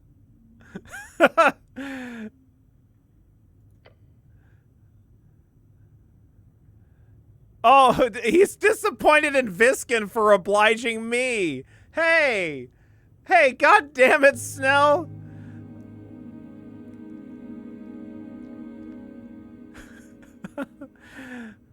You don't have to do that. I know. Where do you sleep? I'm sorry? Where do you sleep at night, Viskin? I have a cozy apartment in the Holes. It's a short commute. Got it. Just wondering. No problem, Cleric. Happy to help. I have some other less invasive questions as well. Go ahead. Okay. I just want to get back into that other menu. What the hell should I ask about? There's discontent in your stomach. Oh, gods, get out of here. Pale man produces a sound close to a cough. Why are there a lot, and I mean a lot, of apples downstairs? Ah, yes. A deal between me and Lady Sageleaf. A deal? Shared storage. It's got quite heated here a few years ago. During a certain crisis. So now, during less heated moments, they store a lot of produce here. A win-win. It really is. Highly impressive. Isn't it some kind of violation to store fresh produce next to corpses? I don't think we're smart enough to ask that question. All right, well done. Thank you, Cleric. What's the deal with points at the green creature by the stairs? A kobold? You know it's a kobold, but why is there a kobold? Also, what is a kobold? Thanks, intelligence. I know it's a kobold, but what is a kobold? You know what I mean? If you really think about it, what is a kobold?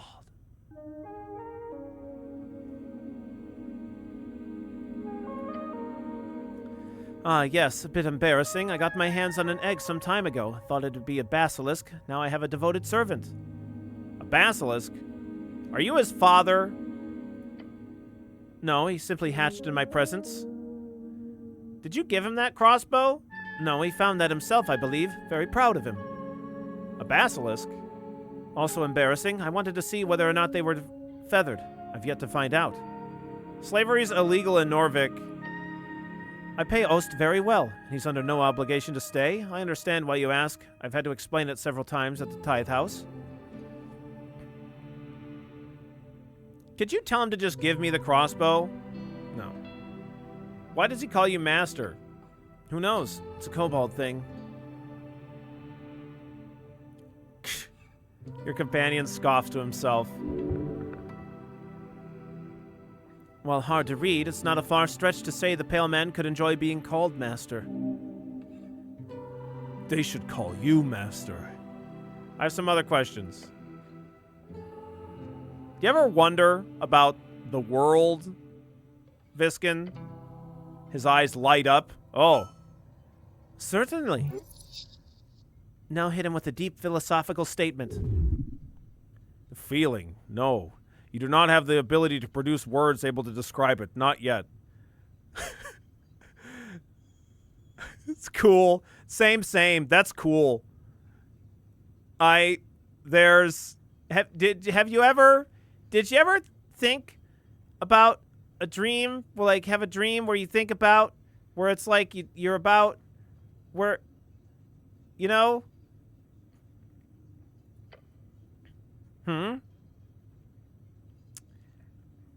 Bite your tongue and groan. I cannot articulate the horrors.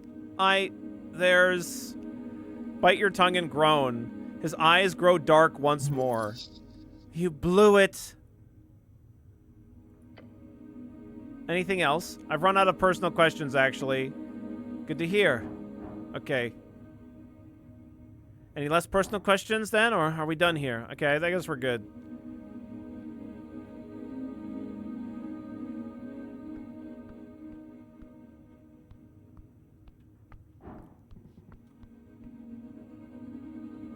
Have you ever really been as far as to decided to use, even to go to want to do more like?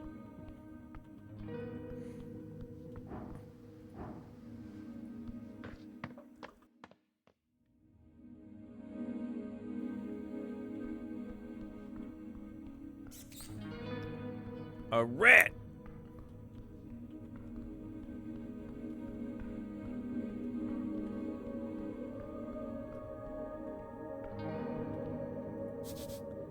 Glow glass, very common magic item.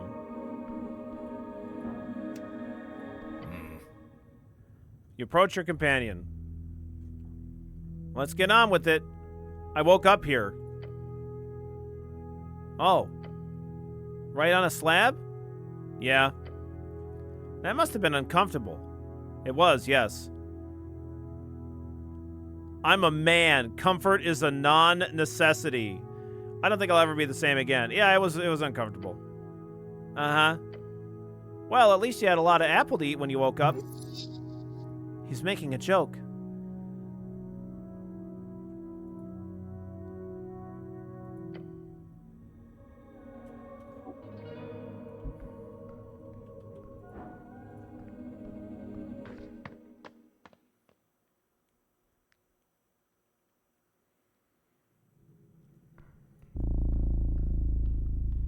I feel like I should rest before I fucking go down here. I don't know what the fuck's gonna be down here. Let's maybe not go down here yet. We can go back and investigate the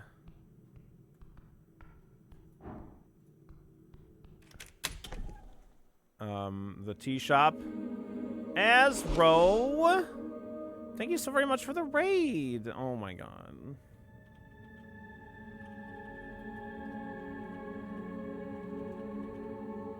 Chat, if you're not already following Azro, what are you even doing with your life? Get over there. Follow Azro right this instant. You better. I'll be so pissed. We're ebbing so hard right now. What's up, Britt? What's up, Azro? Of course. How you doing today?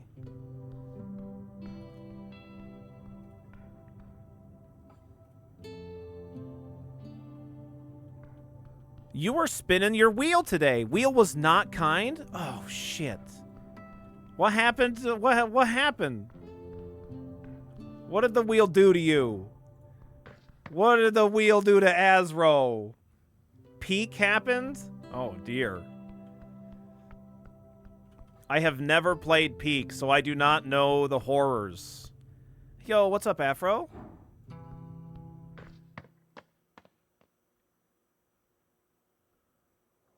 Those are some difficulty classes. Good, just working. Cool, cool. Crunch time. Yeah, you got a bunch of projects coming up that you got due? Like stuff for stream or like client stuff? Honestly, you should play it with Orem and Howley. I think you'd have a great time. Yeah? Gosh, I'd love to. I need it all done. Oh, you got both. Gotcha, gotcha, gotcha. You can do it, Afro. I believe in you.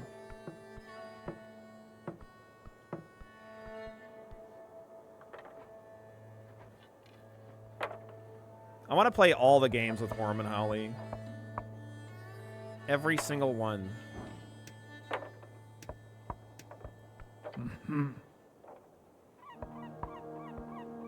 Oh, this guy. Okay. Alphaz is back again.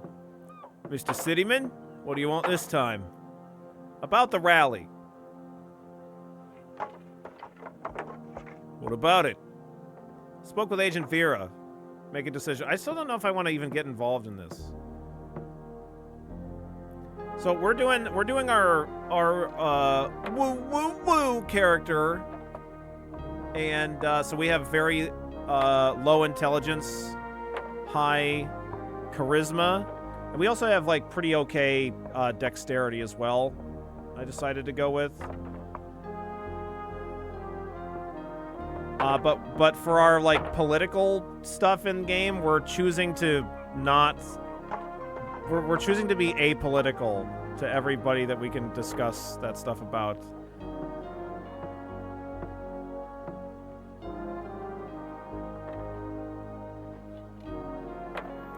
Isn't it a bit macabre to hold a rally on top of a morgue?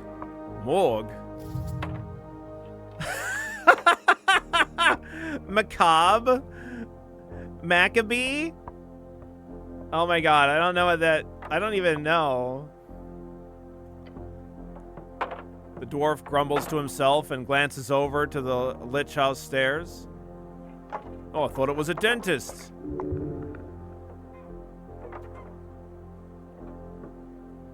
Yeah, Macabre? Like that, like the antivirus, yeah.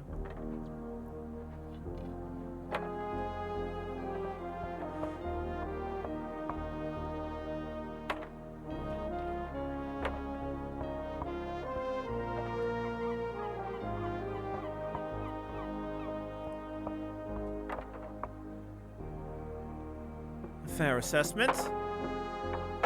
Obviously, Azro, if you gotta take care of yourself, make sure you get some rest, get some snacks, whatever it is you need to do, get some post-stream self-care.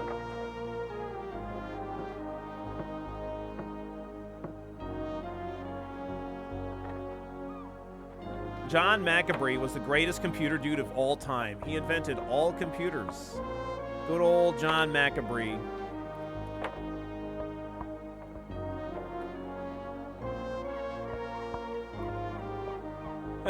No matter. The Asgul movement's not afraid of death. You hear laughter from the orc behind you. Big words, Alphaz! The dwarf grits his teeth. Damn orc. Alright. Yeah, we're not gonna deal with this. Thank you, Mr. Cityman, I appreciate it. Okay. I'm not gonna talk about noblemen stuff because it's gonna piss him off, I think. That's what Charisma thought was the case anyway. There's like a little thing that like disappeared. That wasn't the little devil guy, was it? Yeah, well, what the fuck is that? Like, it like reappeared. Watch. What the fuck is that? What's happening?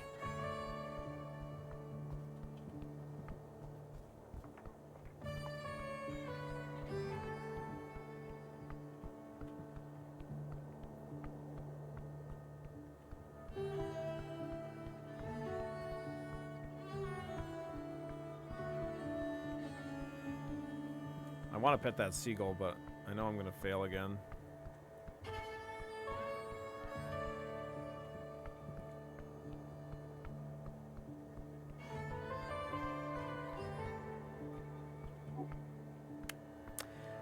Do we think that... I wonder if, like... So there's this grease spell, right? We, like, find... We find the spell grease. And there's, like, this bit of grease here. I guess it was like it was a book about, or it was a page about this one. Gnome Starter Guide to Esoteric Memorization. So it wasn't us. I was thinking that like maybe we cast grease and we slipped into the water and fell or something, and that's how we ended up drowning or whatnot. I don't know, but that can't be the case.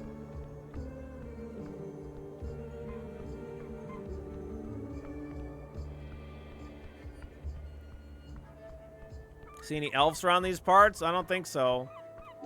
I don't know. Old symbol of an old regime. Azro, our low intelligence, we got into the tea house, like, immediately.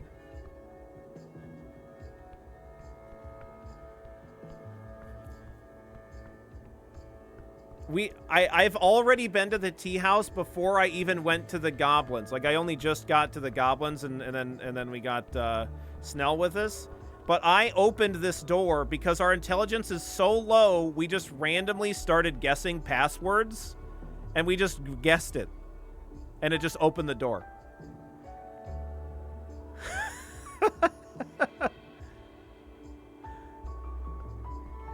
It was fucking hilarious.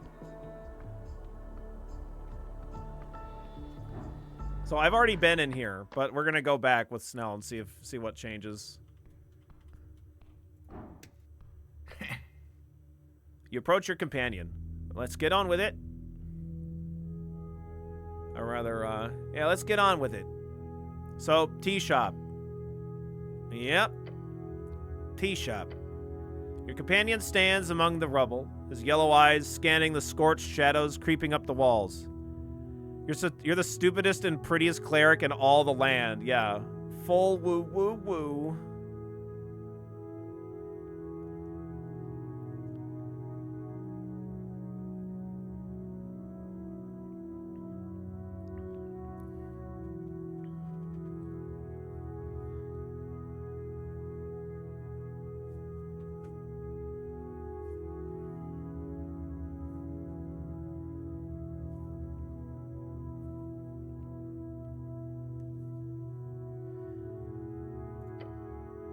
Creepy.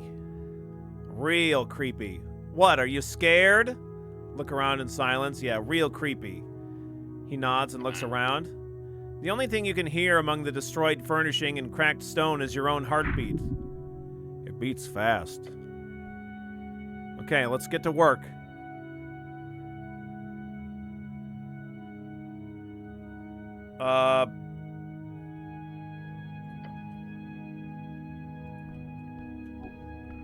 We've already investigated all this stuff. Oh, maybe we can move this with help.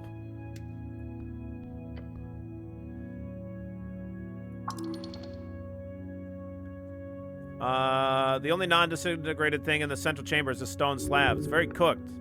A table. Once was a stone table, now it's as scorched as the rest of the tea shop.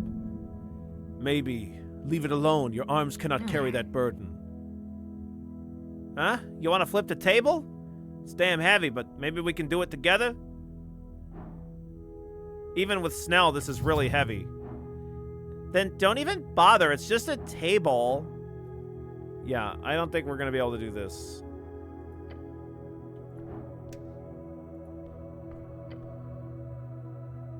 Okay, I think that all this stuff is going to be the same. Whatever content once filled this chamber has been pushed up against the crack walls. There's been an incident here, you guys. Thanks, intelligence. Your thoughts on this chamber, Snell? He removed his sleeve up to his nose, from his nose and mouth. It's a damn blast zone. Yeah, that's what. Yeah, I'm just trying to get to the Snell input, Rev. Yeah.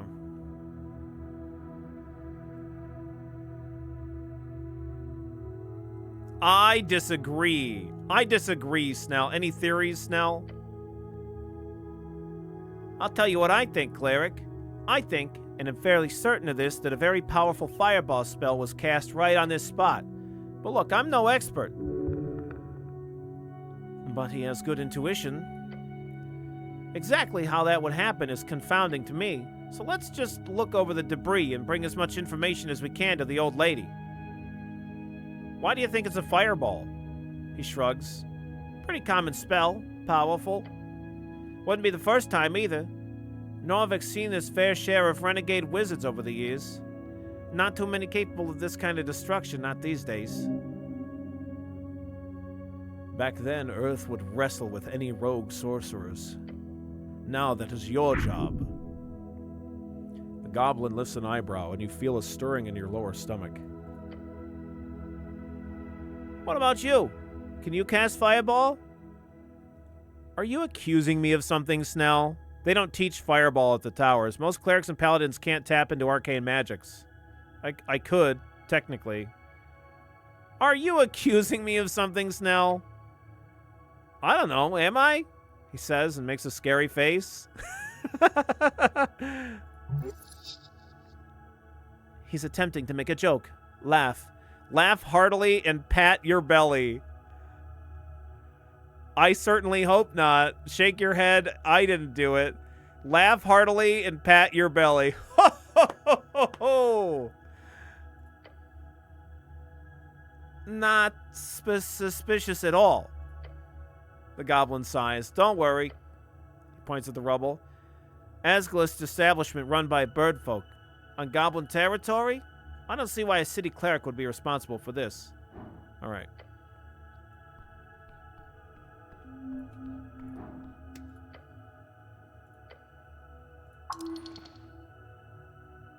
Huh? Okay. I'll have a sweet cream, please. Sweet with cream, please, Snell says nasally. I'll have a sweet with cream, please. He leans over the counter. Make that half cream, actually. My tummy's sensitive today. He's making fun of humans and their love of milk. Not the best joke, but he'll like you more if you play along. I don't work here, Snell. Answer in a snobby tone. We only serve hill-sourced oat milk, sir. The goblin looks at you, then looks at the counter, then looks at you again.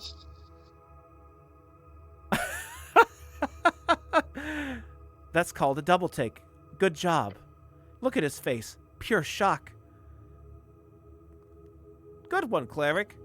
He waves his claw. Check the counter. And for a short instant, he actually thought you were funny. Damn. Stop looking around the shop counter. Leave.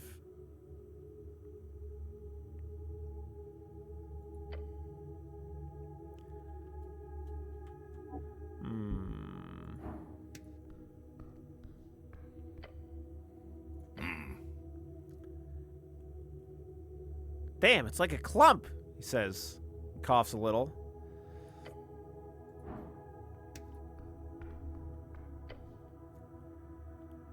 The road booths are still there, still burnt to a crisp, okay? Thanks, Raza. Yeah, the game is really good.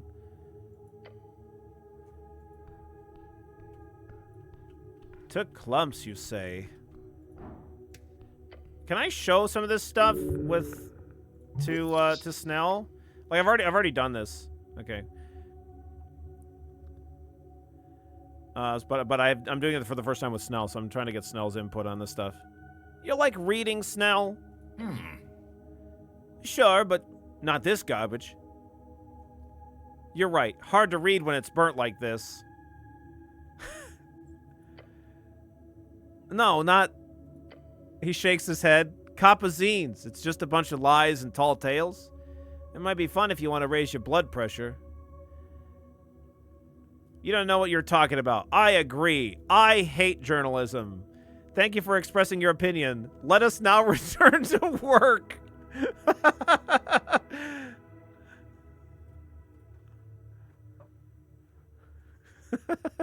This game is so fucking good. I hate journalism. That's not... I mean, there's good newspapers. It's just... Are there really... Give me one example. Sure, the Green Road.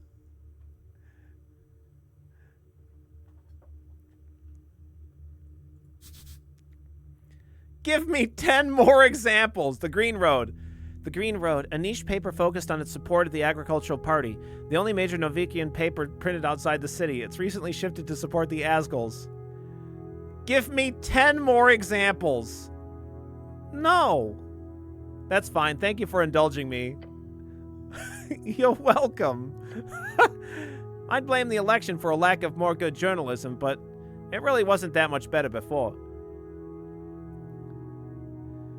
Yeah, it's the Green Road. You know.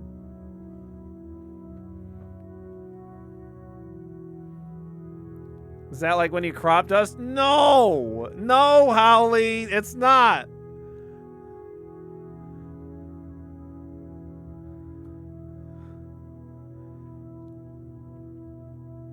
Look at the clumps of charcoal. Was there... There's charcoal.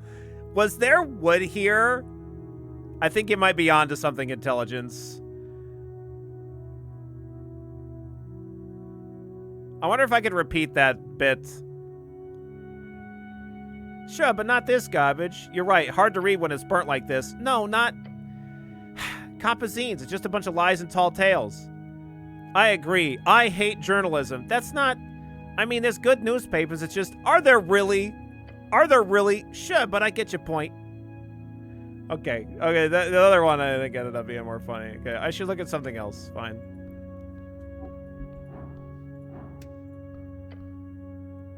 Late in the passage, the iron bar has fallen off its hinges. Look at the corners. They're bent.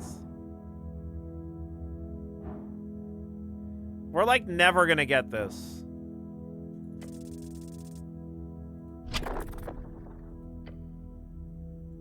A spell, perhaps? Or a very angry man? The answer escapes you. Damn.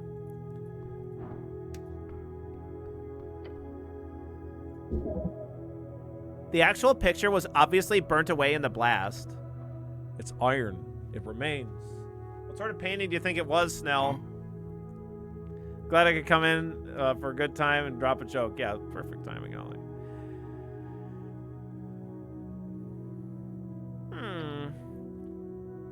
Drama does strike me as the type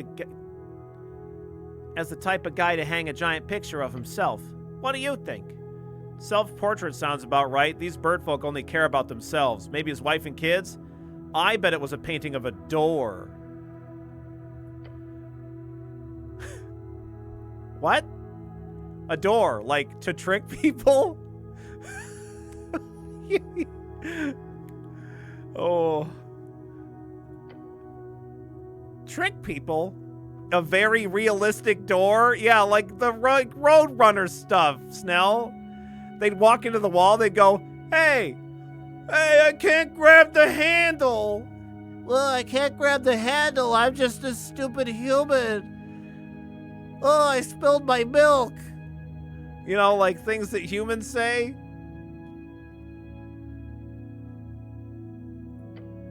The goblin glares at you. It'd be funny.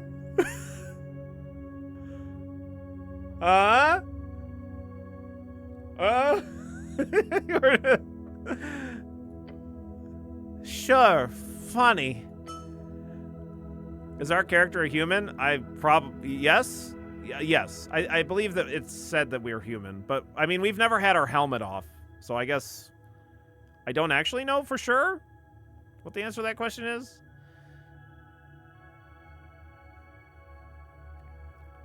Maybe we should keep looking for actual clues. Are you saying this burned painting is not a clue? Fuck it, sure. It's a clue, okay? He lets out a big sigh. Snell is so sick of us. Why not? Yeah, we just get something added to the fucking clue list, even though it clearly is not a clue? Oh, great. Man, we sure are convincing. Look closer at the frame. Iron melted all to hell, but still somewhat intact. Anything else? Frame holds nothing else. Okay. I'm not sure what else I could potentially be doing here.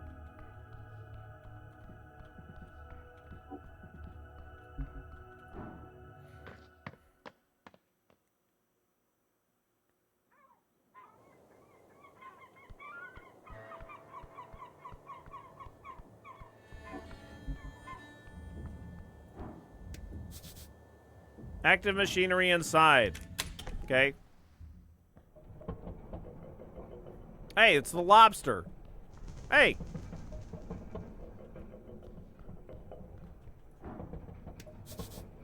A bunch of site safety rules, and it says, if broken, contact your local union representative. You glance at the ladder. It's one hell of a climb. What kind of man, no, what kind of human cannot climb a simple ladder for 20 short feet? It would be embarrassing for anyone of any age to fail this. Yeah, okay. We did it. Nice. Taking a confident step out of the ladder, you begin your climb. You close your eyes as you do, in order to fully immerse yourself in the experience of changing your elevation. You're afraid. It's very high. Yet your body remains calm. But within a moment, you are at the bottom of the ladder. God, you're slow. Can we get moving now?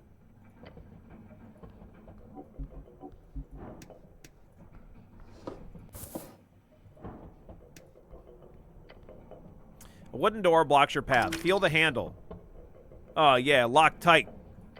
Most dramatic loading screen ever. Yeah. That must lead to the back office. I haven't been in there before, but I think they closed down a while ago. Heard rumors from some goblins that worked here. I think the owner fired him all out of nowhere. Huh. Dexterity. Okay, I mean, like, not impossible. I could try it.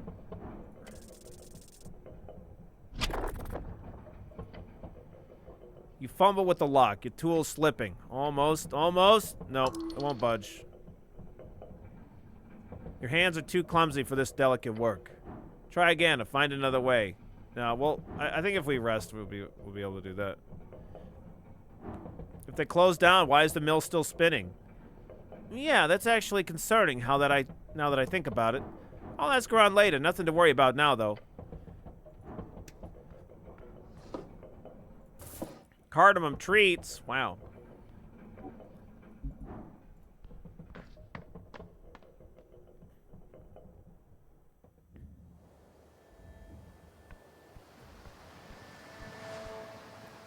What the fuck? You spot a crab on the rock. Yep. It does a little shimmy. Yes, cleric. That is a crab. Pet the crab. Bad call, hombre. Hombre. Slang adopted from cat speech. It means man. Great. You reach forth, and the crab immediately snips onto your index finger. Huh? The crab pincers your grip finger. Pincer grips your finger. Hard. Hard. Your index will come off soon. Oh! Oh!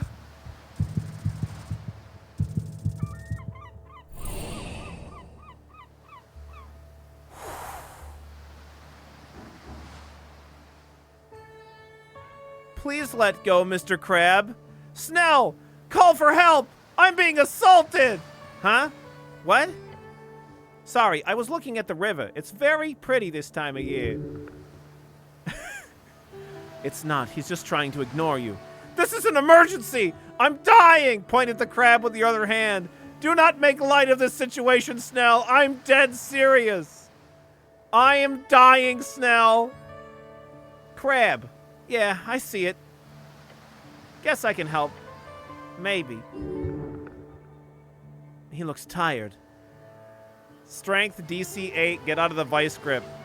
Oh my god. Oh, fuck! Oh, we're dead, dude. Go bend and you pry. But the crab will not let go. Oh, fuck. Uh-oh.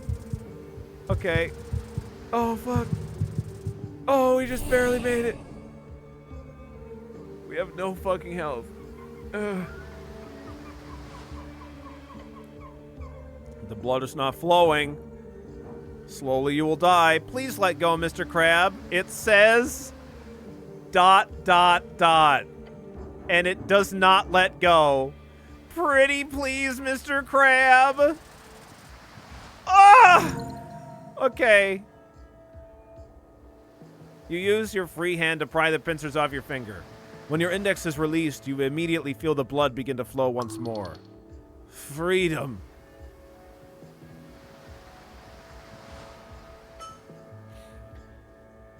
He was a good little fighter. A good crab. Good lord. What are you voting for in the election, Crab? It makes no noise in reply to your question. Okay. What do you know about the tea shop? It snips with its pincers once. What's that, Krabby? Johnny Longneck blew up the tea shop? Johnny Longneck, one of those pirate legends. Many adventurers seek his ship and tomb in the Reedsian wastes. Damn, guess we'll have to find him. Johnny Longneck? Not again! Johnny Longneck, the pirate? The one and only. Also, I'm joking. Please do not take that seriously. We're not going to the Reedsian Waste to seek out Johnny Longneck's crash site. Spoil sport. Are you allowed to loiter here? It does not respond. Citizen? Good talking with you, Crab. Or lobster. No, it's crab thing. I don't know. Whatever it said it was. Conquest by river, by land, by heart. What's that? You approach the shrine. And yes, this little figurine does still count as a shrine. Shouldn't I move it? It's like in the middle of the road. Pray. What other gods are there? Prepare spells. Wait, can't I heal here? We can try to heal.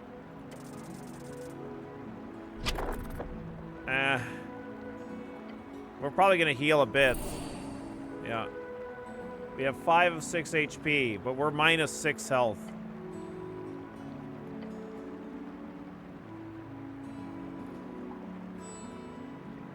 I don't have any spell slots. We've used all of our spells already.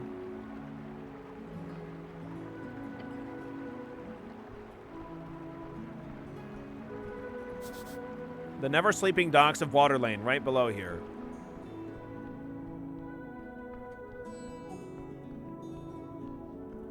Let's check this door, I guess.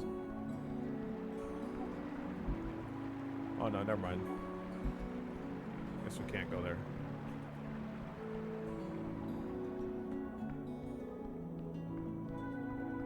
How's the game been so far? Really good. I kind of bounced off Disco Elysium because of the aesthetic. That's fair. Yeah, I'm really enjoying this quite a bit, Randa.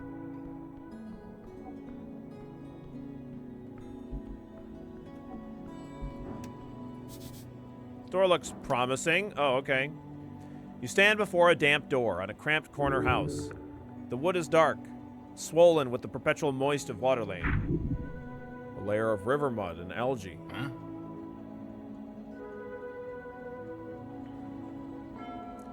Huh? You know someone here? Knock on the door? You rap your knuckles against the wood. Solid rhythmic knock. Hello? A moment passes. The sound of a heavy latch sliding. The door creaks open. A pair of bulbous eyes stare up at you. It's an Inurin. What the hell's that? Like, intelligence has to ask charisma. Like, what things are.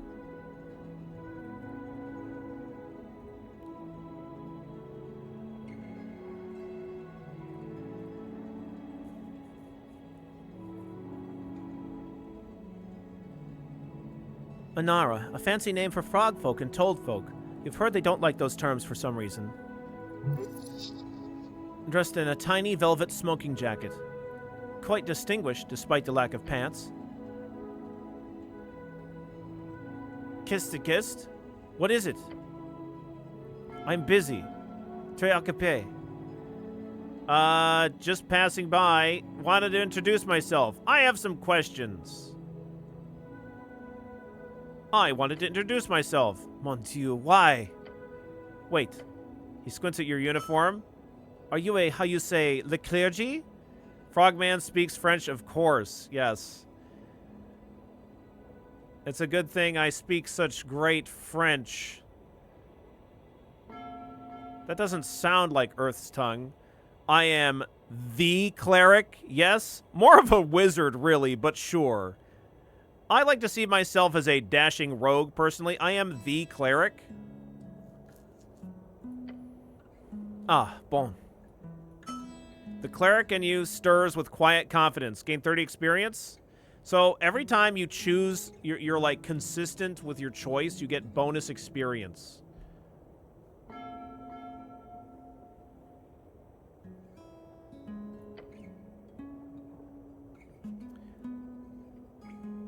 At least you're not from the Tithe House. The Anuran peeks his head out from behind the door. Tu veux quoi? Ask for a contribution to your cause. Why do you ask if I'm a cleric? What's your name? What do you do here? Nice house. I don't think we want a contribution. What's your name? I am Guillaume de Crete. Great name. Merci. Why do you ask if I'm a cleric? Because you smell of incense and self-righteousness. Okay. C'est évident. Imbecile. Rude. Fucking rude. What do you do here? I live here. Is that a crime now? In this modded city? He seems defensive. Nice house. No. It is, as you say, shit. Temporary until I take the next ship home. He gestures vaguely to the port. Okay. I'm gonna go now. Good. Au revoir. The door clicks shut. So, you just really went and knocked on some stranger's door? Look, I'm not gonna knock you for your methods too much, but if you keep this up, we'll be done in 6 months after the election. We'll be done by 6 months after the election. Yeah, plus 6 DC from exhaustion is fucking rough. And you didn't even ask about the tea shop, not even once. I didn't? Don't be so negative. You're right, let's just focus. I just had a feeling this door was important, was all. I didn't? You didn't. I'm fairly certain I slipped one in there. I'm fairly certain you did not slip anything, metaphorically or otherwise, into anyone. He's on to you. I just had a feeling this door was important, that's all. The goblin closes his eyes in a short, silent contemplation. Then he says, maybe stick to, le points de interest, okay? That's funny. I like that. That's funny. You're funny, Snell. You're a real funny guy. The sleep drunkenness is showing.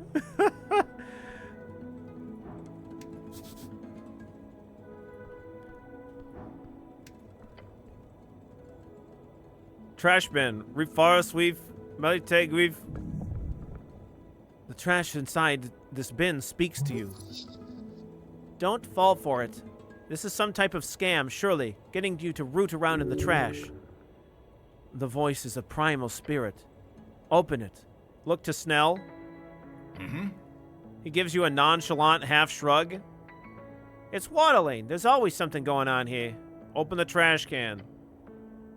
As you lift it aside, you immediately see something moving in the pile of shredded documents and old scraps of food. A pair of legs. Simoth? Suddenly jumping out of the pile with a poof of moldy dust is a pine cone. A pine cone with limbs. Ah, Minion! It hands you some leaves while doing a strange, seemingly improvisational dance upon the trash. Wait. Are you one of those... Did you just hand me trash? Are you one of those... Before you're able to do anything about it, the little creature poofs away. Don't breathe it in. Mold is, as your research has shown, bad for you. As it fades, you see only trash. I've heard about those things, never seen them, though. What do you know about them? Just what I read in the paper, and what Nessun goes on about. They're called Vata or something. The Lamplighters Guild has a public spat with them a couple of months back. He points to the lamps behind you. Apparently they mess with the everlasting lights. Did you just fail the check but give an accurate assessment?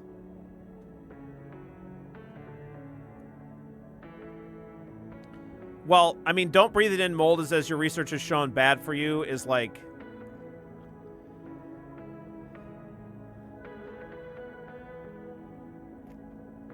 Yeah, I guess it's accurate. Sometimes it's like kind of accurate.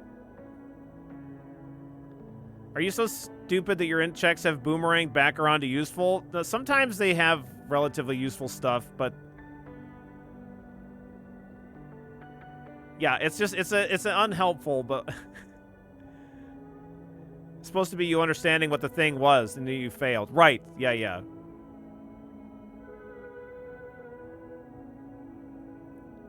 Not so everlasting, then. That's not allowed. The city needs those lights. Sure. And guess who got all the complaints? I get why they were mad, but I think they solved everything once the PCG got involved.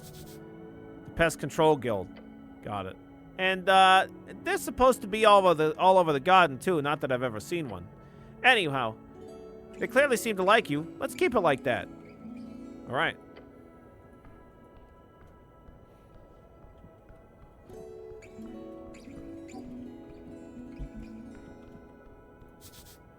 Democratic propaganda.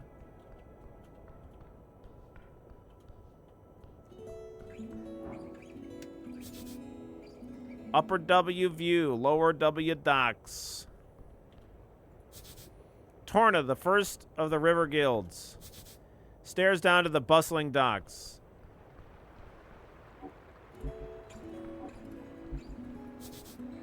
Excluding the anti-magic messaging, free striderism comes with great branding. No one can dismiss the dwarves' architectural genius. Was that a charisma check that influenced the Nessun liking you? I don't know, maybe.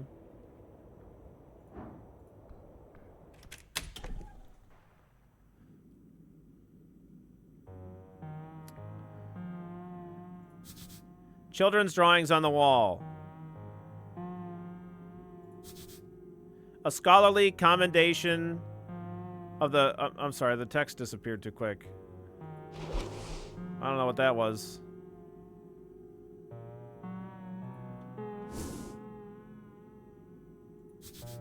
Almost dead, but not yet.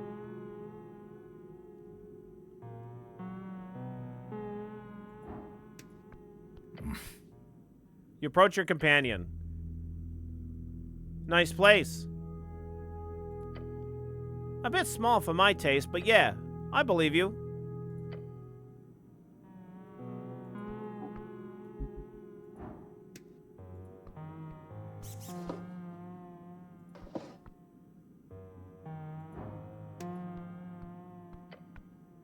You see a collection of books from the philosophy canon, none of which you're really able to understand. Next to them, a line of famous political books. Asgala's Theory, Hedonist, The Dark Book of Shadow, Luxandro, many more. I don't think we're not reading books.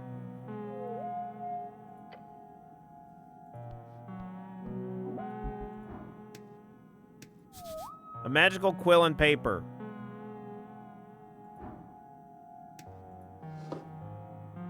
Tiny dictator, +2 intelligence, advantage against bureaucrats.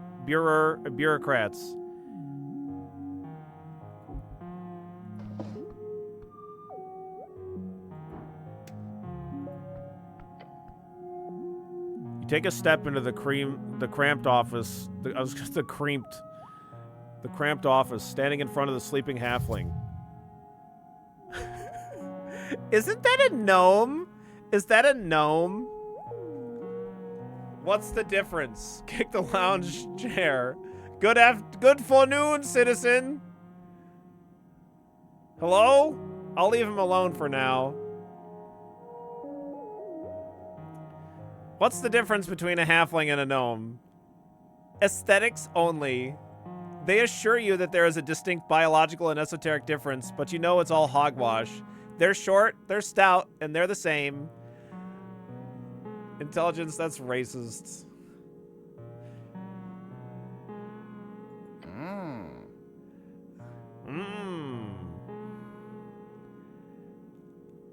Good forenoon, citizen.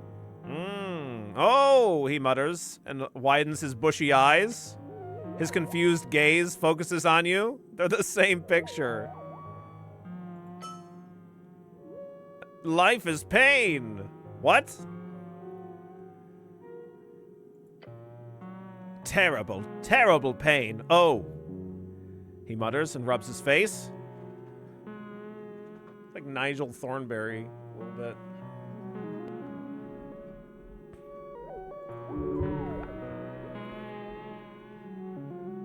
The wrinkles fold over one another like waves on a storied sea.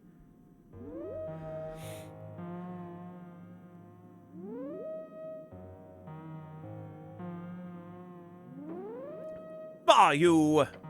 He looks at you with his weary expression, then he rubs his nose and sniffs twice.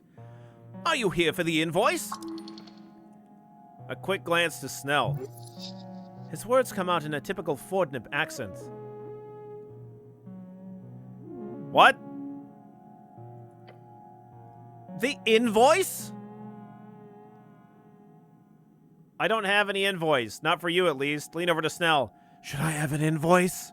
Snell, I need help. No. No? No? Oh, hold on. I've already paid that invoice. You're here for something different. He leans in, facing Snell. I hope Queen Goblin has no quarrel with this old scholar. He holds up a palm. Nah, we're here on city business. Yes, I've got some questions about the tea shop, mostly. I'm exploring random buildings, and yours was unlocked. Yeah.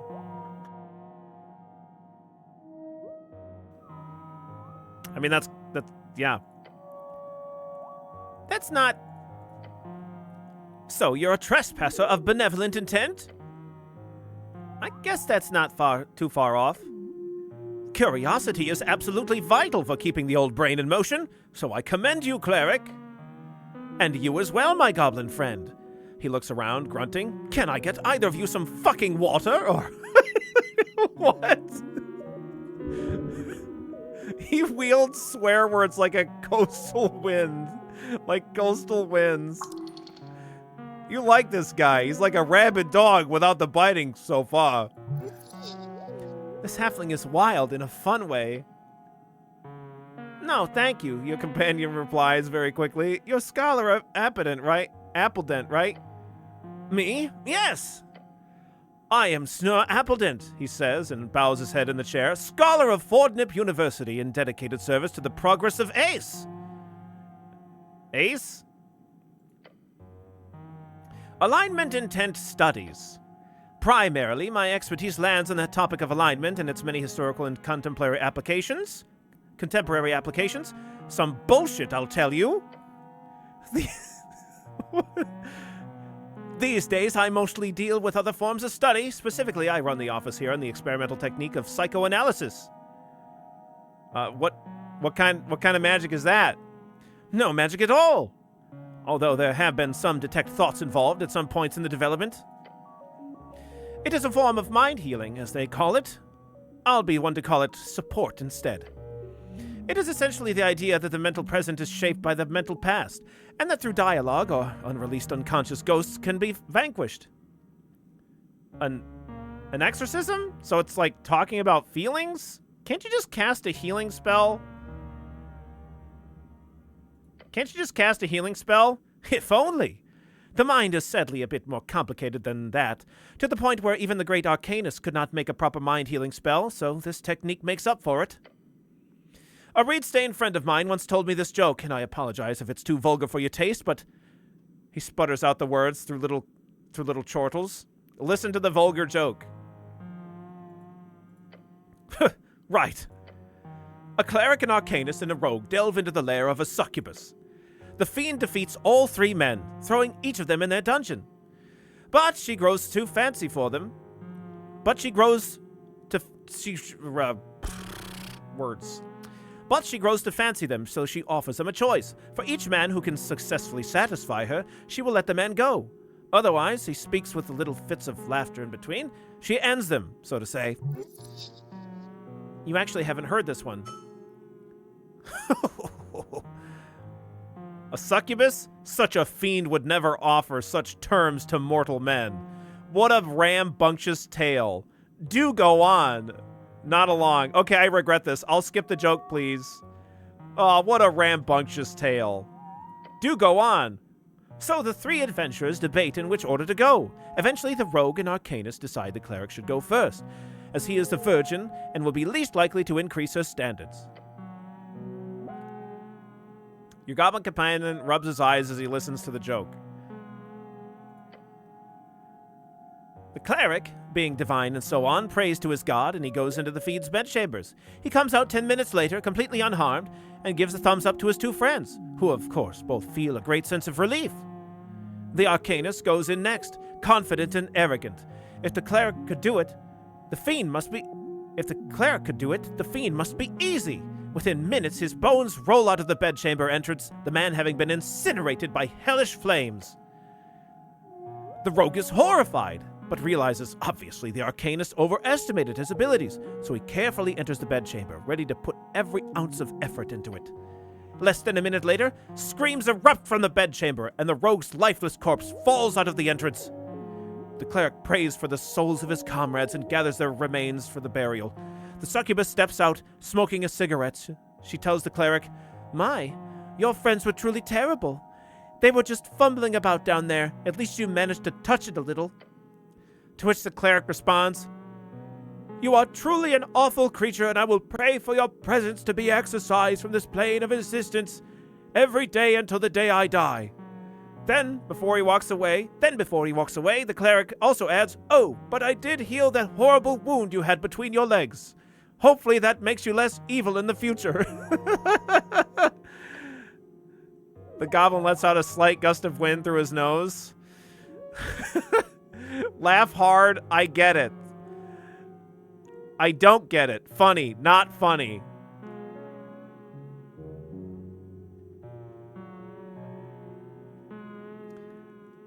I get it. I don't get it. Yeah, there's no option to laugh hard and don't get it. I get it. The halfling chortles loudly. My kind of humor, you might say. In short, you can view the succubus as the evil in the world which religious fervor would pray to repair. However, such reparation could often lead to a not-so-optimal path. He keeps on laughing.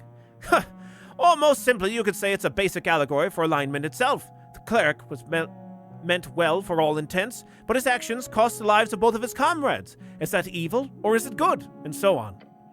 Either way, a psychoanalysis, yes, that's what we're talking about. It's about your feelings, thoughts, memories, choices you've made, things that have happened to you. They can bog you down, so to say. The goal in my clinical practice is to root that out in my patients' minds and help them be made aware... And help make them aware of repressed negative baggage, if you will. So one can move forward more speedily. I don't have any repressed negative feelings. Sounds like removing a curse of the mind. Good thing I don't have any repressed negative feelings. A bold claim. But it's not the only thing I work on here. I'm currently exploring a dream of animus. A dream of man and woman. What a pervert. You like this guy. You dream about men and women? Sounds interesting. Sounds boring. You dream about men and women? Sometimes. But the dream is just a concept of understanding gender ideologies. Beyond that, I also focus on a lot of my own unverified theories. Not ideologies. Ideologues. Sorry. Beyond, I know I misread that, but I read it again as ideology the second time. Whatever. A lot of my own unverified theories. He slaps his knee and grins. The folk spirit. Have you heard of it? No, I have not. Understandable. It's not yet published. The folk spirit is a working title for my new thesis. Most of it, if you excuse my ignorance, is fucking bullshit. But in short, it's about how each folk share a number of core communal archetypes or myths. I have traveled around the coast to collect as many tales, writing down thousands of stories previously passed down only orally. All to see how well my theory holds up in the minds of so many folk. Clears his throat and leans back into his chair. Apologies, I'm ranting here. Let us put a stop to it. What do you want, cleric?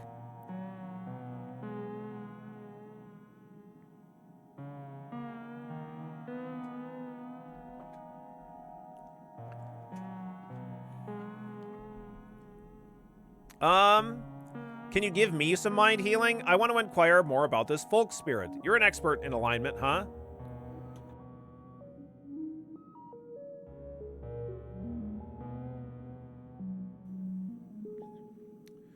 How does death and resurrection work with all this stuff? Why don't you use magic in your mind healing? What is love? What do you know about the tea shop, the one that exploded? What are you voting for in the election? You're a halfling, right? Give me your thoughts on the Clanland ordeal.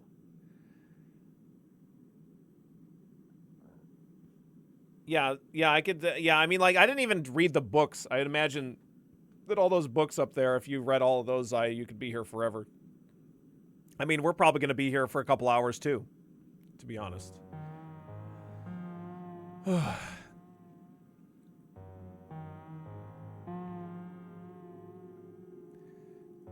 What are you voting in the election? You're a halfling, right? Give me the thoughts on the Clanland ordeal. I'll have some personal questions for you. That's all for now. Thank you, citizen. Okay. Let's read. I guess we'll just go top down. Of course! I am, however, a bit swamped in work right now. I'll get you a booked slot. I'll have time after the election. You should come visit then. Can't you make time now? No, I'm afraid I cannot. Truth be told, I'm very overworked. I'm struggling with a certain topic. He makes a noise that might once have been a cough.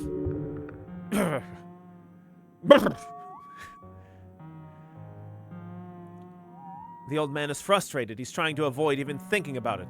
What? I'm focusing on a specific idea of civetics. The idea of two opposite faces of your ego, masculine and feminine. But I just can't seem to get past a certain obstacle. Just stare at him. Is he gonna keep talking no matter what I do? I'm just gonna stare at him. You see, there is a work called Book of the Mind.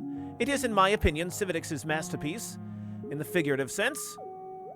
Oh, is it like a secret book, hidden deep in some dungeon? Sounds nerdy. Indubitably, he says with a grin.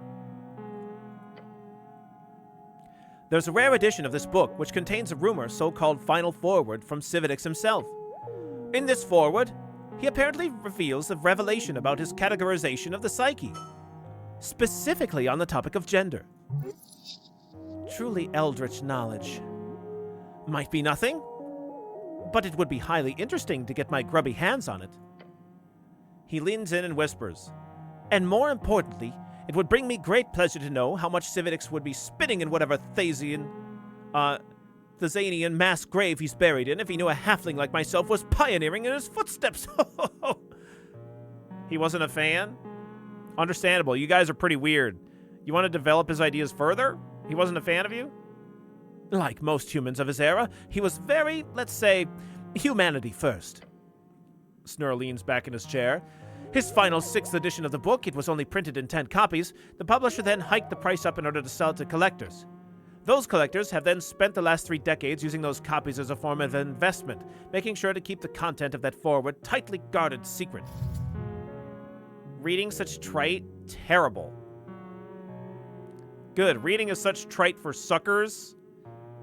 How terrible. A scholar's words should be freely available. Smart way of making money. If it's about gender, then it's better to keep it a secret. Reading is for suckers. He scoffs loudly. Some spit flies from his lips to your boots. I mean, you're correct, but still, anti-intellectualism is a foul way of going through the world. So what, you want me to find this rare book? I don't think I could afford that. You should save up money and buy one if you want it that bad. You want me to find this book? He nods. I drank a bit too much the other night, and in my Desperation, I paid a diviner to cast Locate Object for me. I didn't expect anything, and it was very expensive. However, she actually found it.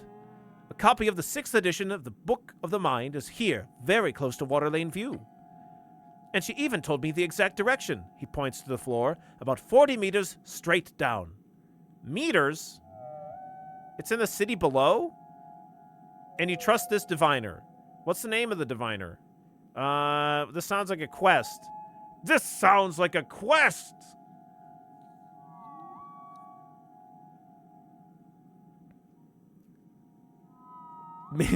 Meters? Right.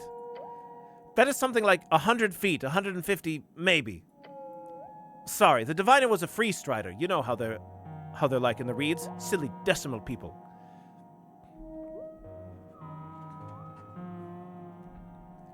So it's in the city below? Yes, exactly. And you trust this diviner?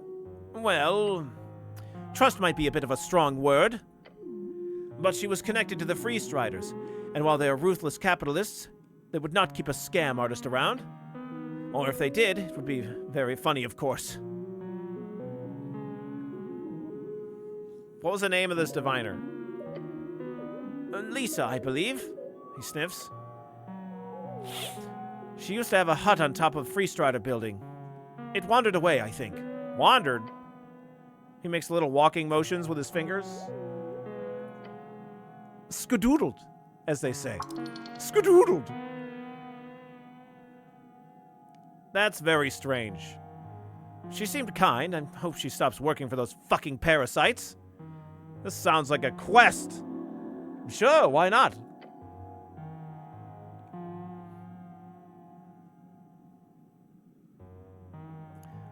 So many side quests, Snell mutters to himself.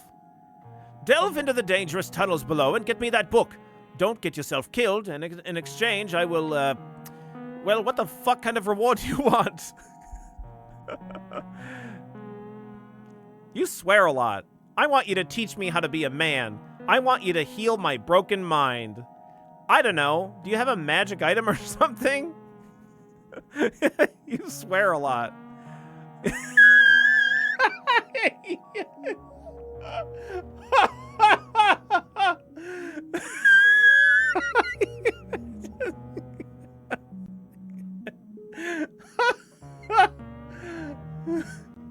I don't know what I expected. This man. I didn't expect that. Yes. Fuck you. Yes. Fuck you.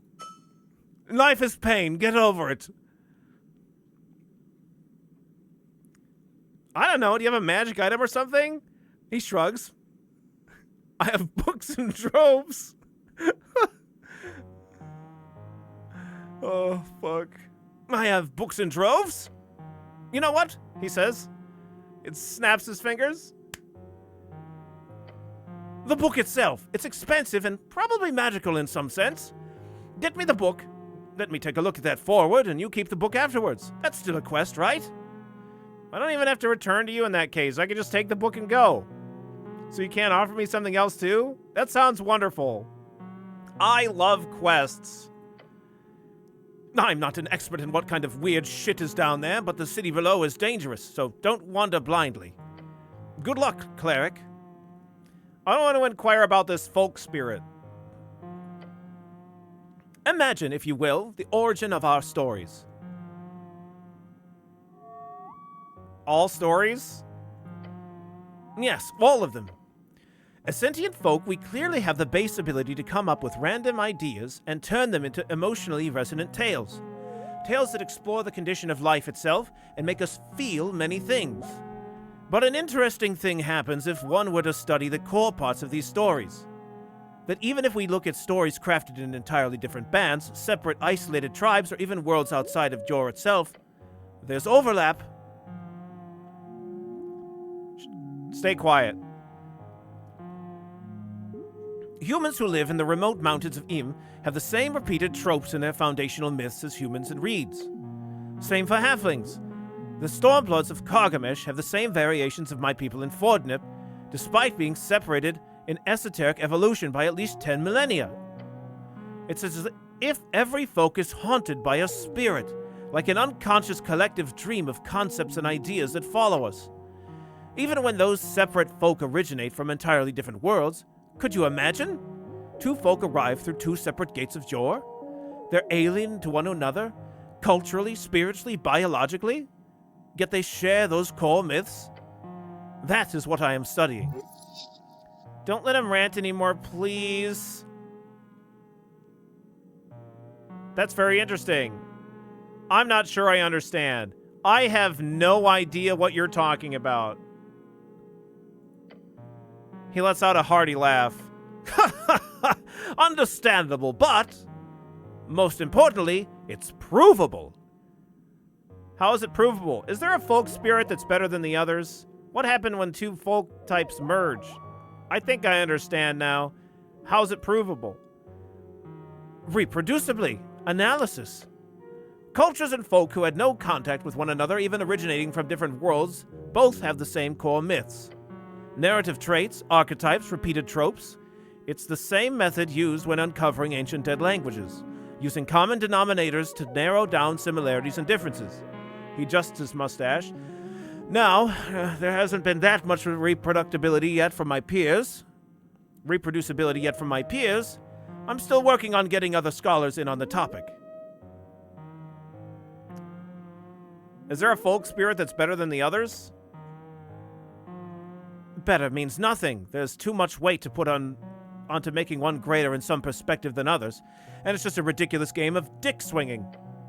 Of course, I also hate this horrid idea that every culture is amazing and wonderful and, everyone's holding hands and dancing together. No! Every culture is equally terrible, but they're all specialized. These symbols we produce are clothed in meaning based on lived experience.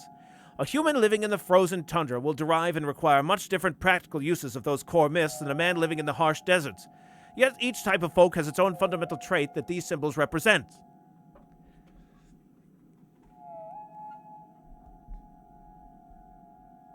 You talk a lot.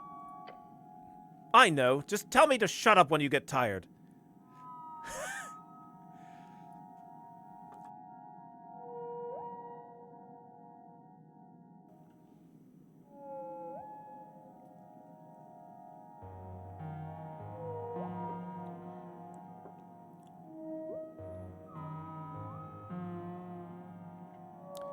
What happens when two folk types merge? Ah, yes. He lifts a finger. No clue. It's even harder to pinpoint due to the nature of merging cultures. In cases like humans and dwarves here in Norvik, there's more data, but not enough to say anything of note. But it seems to me like folk spirit remains pure in a sense, in one direction or the other. For example, humans can obviously reproduce with dwarves, but the offspring is always, aesthetically and biologically speaking, very human, which does not make sense biologically. We are, scientifically speaking, different species. Dogs do not breed with cats, do they? The same effect can be seen in most functional folk mixed breeding. Logically, it should not be if evolutionary adaptation dictates the creation of a mixture, not a one-sided creature. So it's theorized that one of the more powerful esoteric effect allows this reproduction to take place. In the scholarly community, we call it the OSO, the one-sided offspring. You know a lot about this topic, huh? So one side is always dominant, but doesn't that mean that the dwarves would eventually stop existing in Norvik and just become human? And do you think that folk spirit... the folk spirit follows the one-sided offspring? You get +1 exhaustion just from listening to him.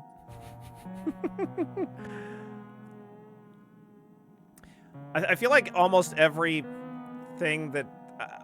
every question that we would ask, this guy is maybe a little bit above our pay grade because of our 6 intelligence or whatever, but gonna move on here. Maybe. I've not done enough work to say anything for sure. Nor have I been peer-reviewed.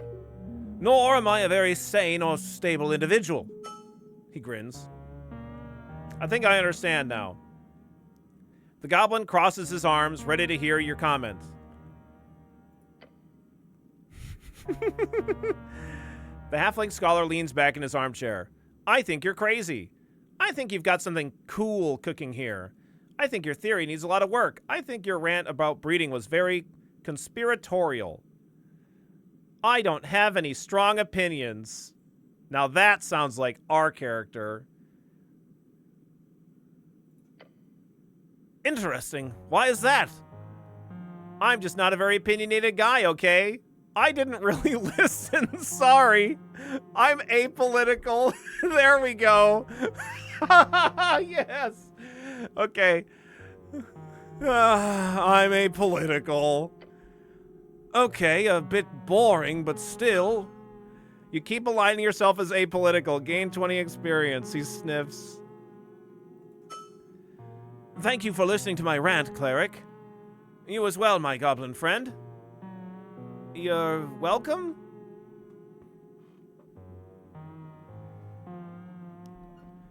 So you're an expert in alignment, huh?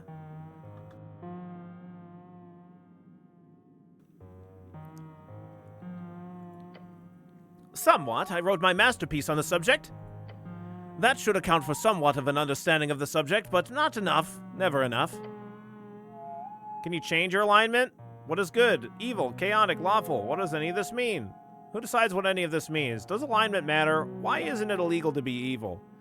That's about alignment. That's all about alignment for now.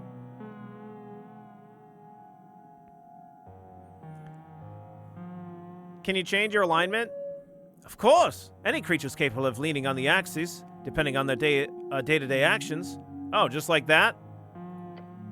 It's not easy, if that's what you're thinking. Look, like all things, it's messy. Let's just say you're lawful evil. Okay. You find that being labeled as evil is bad for your business, or your work prospects, as one might. So you choose to donate a large sum of money to charity that will inevitably help thousands. You might even save some lives with those spent coins. But you said I was evil. I'm such a good guy. He knows so much. He has so much information to give. And our character is in one ear, right out the other, not retaining any of this. Let him continue. In this case, you've performed an objectively good, selfless action for evil, selfish reasons. So what happens next? He points it to you. Nothing. Nothing, but I did a good thing? You remain lawful evil. But let's change the parameters. Instead, your lawful evil man who genuinely wishes to repent to pay for the many evil things you've done in your life before. If this man performs a selfless action with the intention of selflessness, then all of a sudden, it'll begin a shift in his alignment. Intention is all that matters? What if the outcome is really, really big? Oh, so intention is all that matters? Yes. This effect has obviously been studied for centuries. It's aptly named alignment intent studies. I personally received my scholarship through studying delusional intent. We gathered a large amount of very mentally unwell people, mostly from the local prisons and post-war reads, who truly believed in a very different worldview than most others. For example, this one man was certain that he had to kill his fellow man or the world would end. One murder a week. An extreme delusion. However, any detection spell showed him to be neutral good, and he felt terrible about all of the murders that he'd committed. He was not selfish. In fact, he was more selfless than most, willing to perform acts that horrified him in order to save us all. The objective outcome of his actions mattered not, no more than the outcomes of the actions of a person under a charm spell. So what if you're not smart enough to understand your actions? How do you end up at your alignment to begin with? Are you born with it? What's the difference between alignment and personality? Wait, does that mean that everything I do is branded as good, evil, chaotic, or lawful? Even this? What I'm saying right now? So you can will yourself into changing your alignment? I've made my decision. Okay, so does that mean everything I do is branded good, evil, chaotic? Even this? In some small sense, yes. The very act of speaking, no matter what you say, will always give you very, very small points in any direction. Although, you could imagine trying to keep track... Could you imagine trying to keep track of it all? It would be insane! So no person would ever go through such lengths, so no need to keep track of stuff like that. It'll only drive you mad. So what if you're not smart enough to understand your actions? That is what we call the sentience line. It's not exact.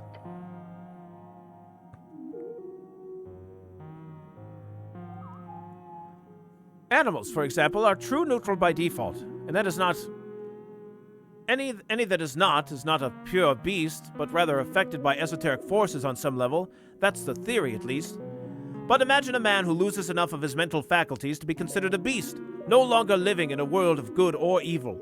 Let's say he was chaotic good beforehand. What happened to his alignment? Does he suddenly turn true neutral? Is he stuck at chaotic good? Or does he somehow slide towards true neutral? Because that's another thing. There's no known way to perform a neutral action. All actions are either at some level selfish, selfless, lawful, or chaotic, on a wide spectrum. But you can never just move towards the center. It's not allowed. How do you end up at your alignment to begin with? Are you born with it? No. All creatures are born true neutral. And all reported metrics show babies are unable to perform alignment shifts until the age of about 3 to 7, depending on the folk. But interestingly enough, it's shown that most people will only perform 1 or 2 alignment shifts in their entire lifetime. He scratches his cheek and sniffs a couple of times during adolescence. After that, less than 1/10 of a folk will ever shift again. That's fairly substantially verified data as well. So essentially, despite having free will, folk will often lean towards natural behavior over time. So we're slaves to our natures? On broad scales, when looking at data, yes. But it was Civitics who wrote, there's no honor in branding a naturally selfless man as good. There's all honor in a selfish monster receiving the same title. Remember that. Excuse me.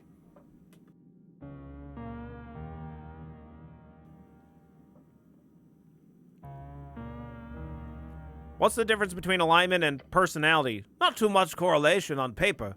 Studies on personality show that there's an overlap. Conscientious folk tend to be more lawful. Neurotic and open folk tend to be more good, to a minor degree. But we're talking about still unverified and very minor correlations.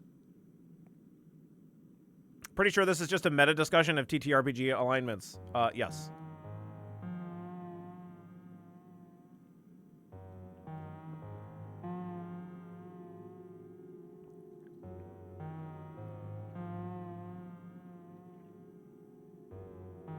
So you can will yourself into changing your alignment? In theory, yes. Okay. I've made my decision. I'm sorry? I've made my decision, I said.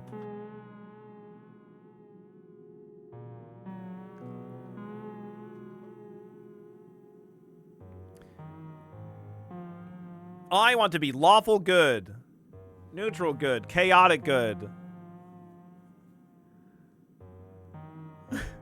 I want to opt out of this alignment thing. It's not my style. I'm apolitical, you see.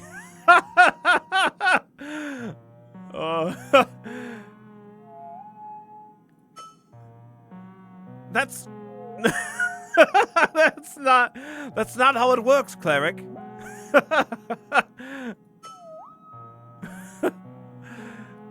You find yourself advocating for apolitical ideals. 25 experience, 5 by 5. You'd have to be incredibly deluded, and I mean an absolute living in your own fucking hang on.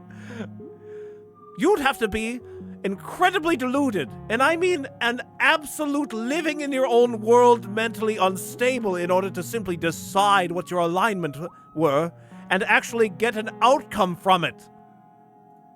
But, I suppose it can't hurt. Good luck being, sorry, what did you choose again? It was, yes? Makes more sense to focus on yourself without being constricted by the rules. Chaotic, then. Perhaps chaotic evil? Maybe don't say that out loud, though.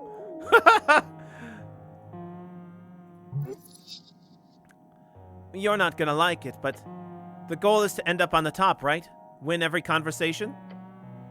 And you're not really moving along the axis of law, so you're neutral evil. Though seriously, whatever you do, do not tell that to the halfling. You should just opt out. I'm opting out. We're opting out. A truly horrific choice, he says and laughs. You argue the talking points of apolitical with ease. Gained 30 experience. But to be clear, it's metaphysically impossible to make a neutral choice. You will always lead some way in the axis, unless you lobotomize yourself or do nothing ever. What if I just die? Guess I'll just die then. A lobotomy sounds good. I'll try to get one of those. I'll do nothing then. That sounds apolitical. Great. That sounds great. He nods. Good luck with that, cleric. Okay. I like the multiplier combo feature for XP gain. Yes.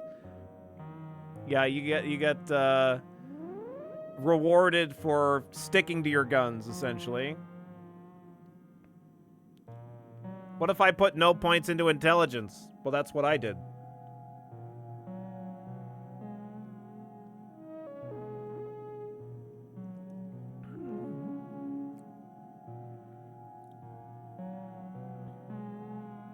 That's all about alignment for now.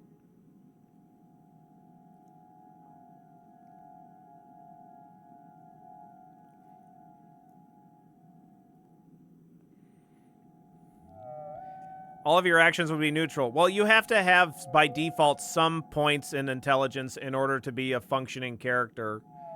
Like, if you were to create a character with actually 0 intelligence, if any stat were to be 0, then you would be dead.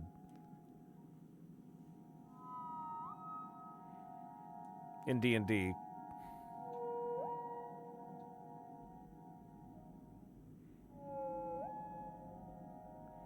But I mean, that was the kind of the point. Like, there's the like, we just had a huge discussion, like, about this. Like, we literally just had this discussion about alignment and, like, the low intelligence and, like, creatures that have lower intelligence are, like, true neutral by default, and they don't make this. Yes. So, like, yes, you're right. But you can't make a playable character that has that level of intelligence, Mystic. We covered all that shit.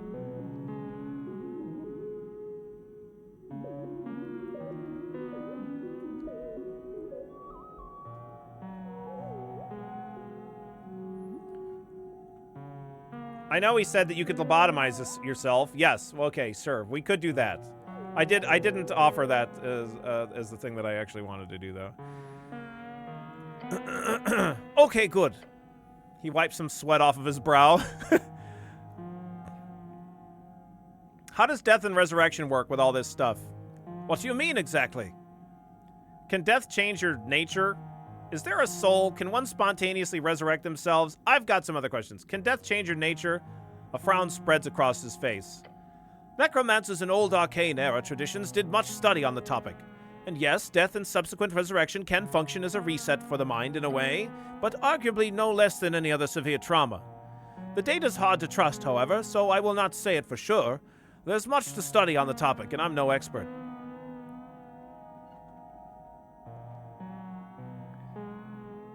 Is there a soul? What the fuck do I know? He laughs. Ghosts exist, of course, as do wraiths and other foul undead things. And there is much arcanist data and such things. Like if a person resurrected, their ghost ceases to be, that implies the ghost is a soul, right? But speak with the dead does not. In fact, a ghost is technically able to ask questions to its own corpse. Very surreal. Yes, you start the game like dead and you get like resurrected. Or something. We don't know exactly what happened. Which implies the soul also leaves a conscious remnant of itself, which is able to be animated through magic. And if a person is resurrected, then even after a long period of time, they will have no memory of their time as a free soul. Thus, there's evidence that the soul is not so much your personhood, that shit is all up the brain from what we can see, but rather some type of divine spark. Like a power source, one that wants to be with the universe, or your god, whatever. The Lich is specifically a creature who consumes these so-called souls for their own gain, which is not very common. Destruction of that magical spark is, of course, the horrid crime of metaphysical levels, since resurrection, rebirth, or unity with one's god is impossible at that point. But then again, back in the day, it used to be common for mortals to sell their souls to various devils or aberrations. Seems like there absolutely is a soul. So you're saying I should sell my soul? I suppose the more interesting question to ask is, Do you even own your own soul? And who are you in relation to your soul? Can one spontaneously resurrect themselves? I've not heard of such a thing, but why not? I've got some other questions. Okay, why don't you use magic in your mind healing? It does not work. Not the greatest arcanist could invent a spell capable of fixing mental unwellness. If you happen to find a cure mind spell, you would make a fucking fortune casting it on rich people around the coast. Although, just the thought of such magic gives me a sort of ontological nightmare. What does it mean to have a cured mind? Did Jor, or some outside god, at some point decide that what constitutes a wound of the mind? In the same way suffering is used to heal wounds of the physical? Suffering? Yes. When you heal a person, magic itself targets the source of the pain as a sort of bullseye for reverting any harm, no matter the source or specific biology of the person. But what if one suffers from night terrors caused by some horrors of the past? Should a mind heal spell remove your ability to have night terrors, or should it remove the traumatic source from your memory, or simply lessen your mental ability of neuroticism? Could the latter lead to a society without neurotic people? Will that also dampen other fears? What would Jor consider to be a good level of negative thoughts? It sends my mind spinning.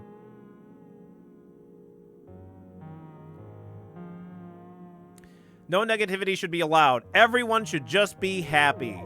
The world inside each mind needs to be diverse, with both good and ill. There's a reason why that spell does not exist then.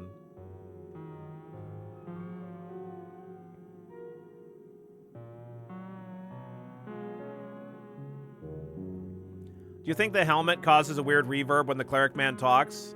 Probably.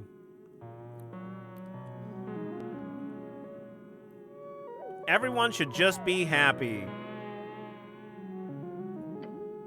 I know of arcanists who express similar sentiments. Then I retract my statement. The halfling leans back in the chair. No, the mind requires another method. One I and many others are attempting to untangle. We'll see if any of us are even remotely successful in this brain bullshit.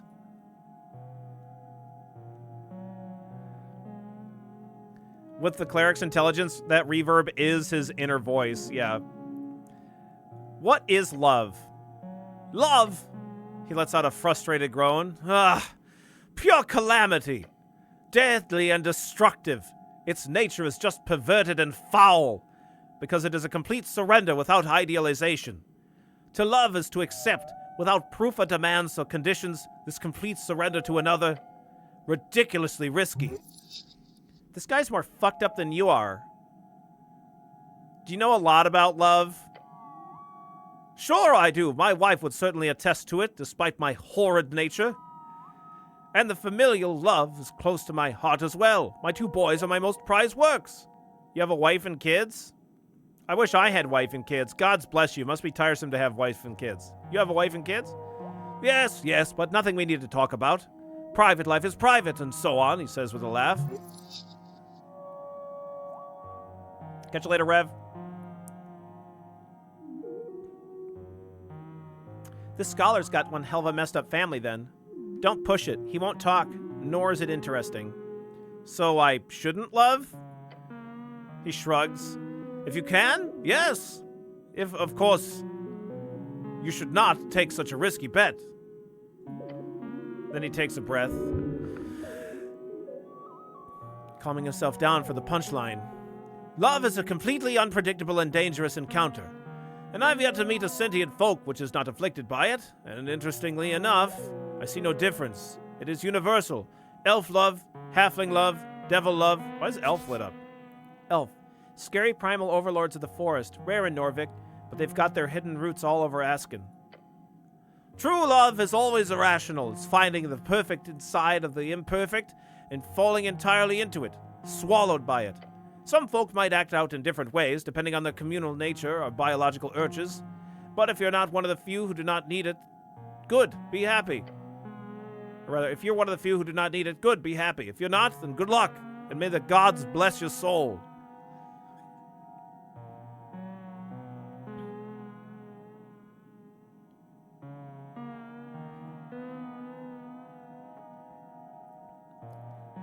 What are you voting for in the election? I'm a filthy Asgalist. Oh? Why? Pragmatic dogma. The green banner has flown in a strange context here in this Republican wet dream of ours. Asgalism is supposed to be about abolishing the entire structure of hierarchy. That history is driven by economic struggles, specifically the clash between classes. Asgal's end goal is a classless, stateless society where everyone's equal. But looking at the Norvikian Asgalists, it's clear to me they long ago let this goal slip past. Look at them. They're shaking their hands at the establishment, trying to find a peaceful solution, they say. You want violent revolution? They're simply becoming part of the establishment. Peace is good. We need violent revolution. You want violent revolution? He frowns. Look, the hairy halfling mutters. Genuine change, true change, needs a truly revolutionary break within the existing order. There's no doubt about that. Incremental reforms, small changes within the capitalist system will always fail to address its fundamental contradictions and injustices. My time in Reeds made that clear to me. But always be wary of simplistic utopian visions. It's a path covered in corpses that leads such blind idealism. So I will vote for this societal democratic compromise. Social democratic compromise. This handshake with capital. Then I'll go home and piss myself and die, dreaming the next generation will have answers that I don't. Compromise is good enough for now. Hope the next generation votes for violent revolution. Any Asgalism is too much Asgalism. You should all be run out of the city. I, on the other hand, am not an Asgalist. Lucky bastard. With a deep groan, he starts rubbing his hairy face. Workers unite and unionization and guild power. It is all well and good until it gets too loud. Make a bit too much noise and the true powers quickly and efficiently drop this illusionary mask, facade, the esoteric spell that tricks us into thinking that they care, or that they are in any way Volcarian. So what about you, cleric? Tell me, if not Asgalist, what are you voting? Voting? My good gnome, I am entirely apolitical. We suck so bad.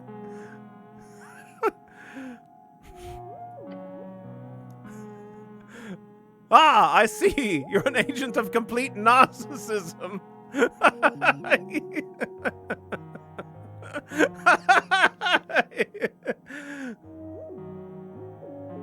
Maybe? What's it to you?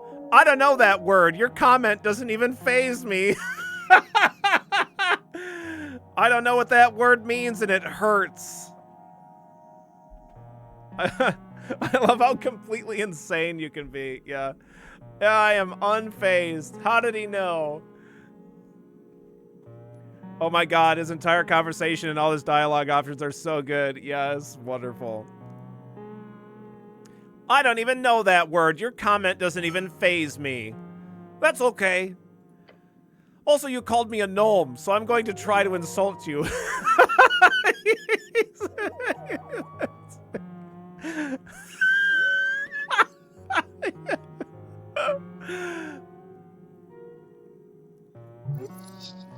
Fair. That was a blunder. He sniffs. Now for something else before I start ranting about the suffragette movement. Your companion glances at you. No, please. I really, really want to know what you think about the suffragettes. I really, really want to know. The halfling wags a finger at you. You're a brave man, cleric. Thanks. Wink at him.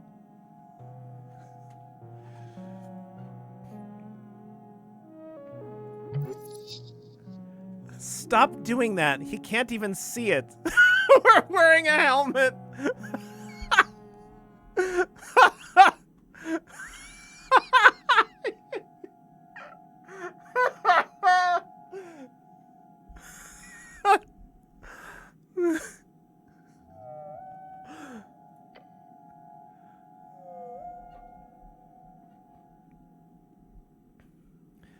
When the first talks of an election began, it was late Arcane era, about 30 years ago. In those early days, the suffragettes were mostly dwarven women. They had the backing of a few hardcore universal Asgulus sects that had remained since the Great Prophet concluded. But when Earth died and talks of an election grew loud, the dwarven women had a hard time getting through. But most of the less progressive Asgulus, and of course traditional cultural practices of the Earth folk. So the movement didn't kick into gear properly until, of course, human women decided to join. Oh boy, those are scary. Tell me about it. Mind you, this was after almost 2 decades of dwarven women pushing for universal suffrage. Within just a few years, the voice of angry rich human women yelling and writing and protesting, the palace patriarchy gave in. That's the history lesson, but here's the part I'm fucking furious over. What? Those rich human women? You know what happened to them? He waves his hand. I'll tell you. Many of them are today fascists. Can you imagine? Let's see who tells us about fascists. Fascists, an emotional and illogical nationalist extremist, basically a cultist.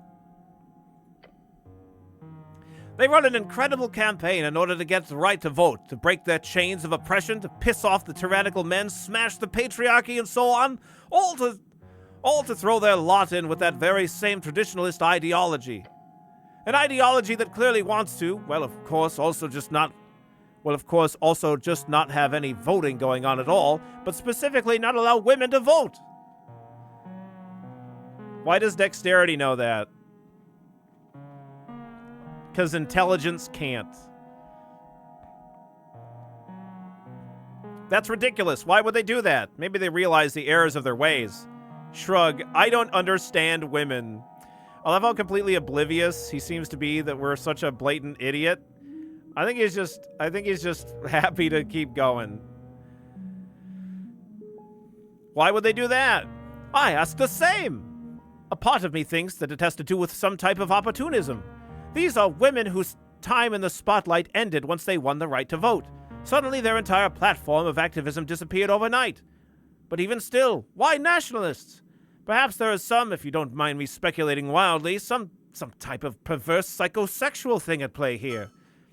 Or it's simply a question of class. It probably is. Yes, probably. They're mostly a group of rich people, and that would logically supersede their identity as women.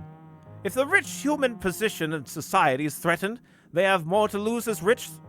They have more to lose as rich than as women. Right, as rich than as women. Yeah.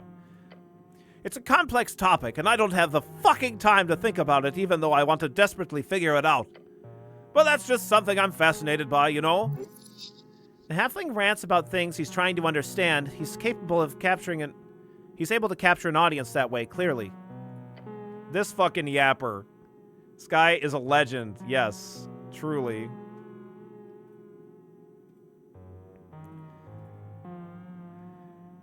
Where did you say I should look for this book that you needed? He leans in. 120 feet.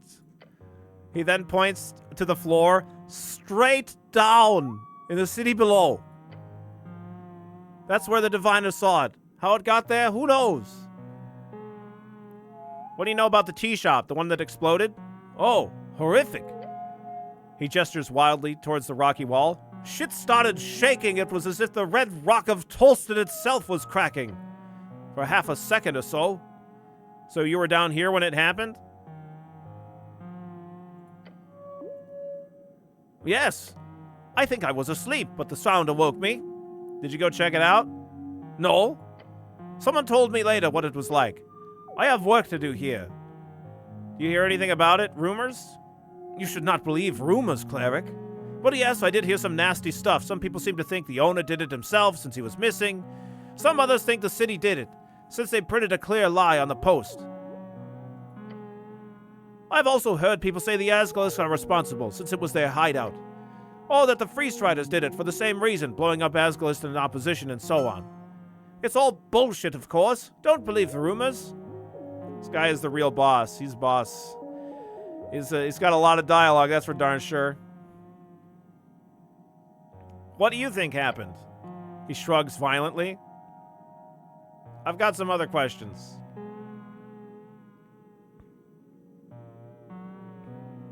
You're a halfling, right? Give me your thoughts on the Clanland ordeal. He has more dialogue than some games do. Yes. Yes. Ordeal? He scratches his nose and looks up to the air.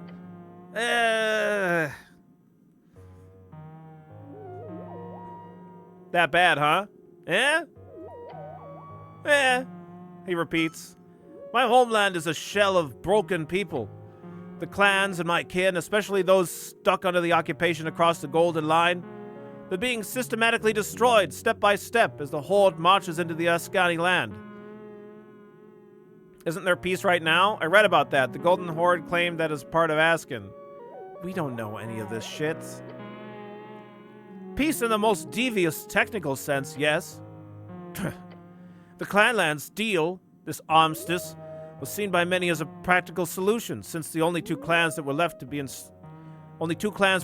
enslaved and integrated as Horde tributaries.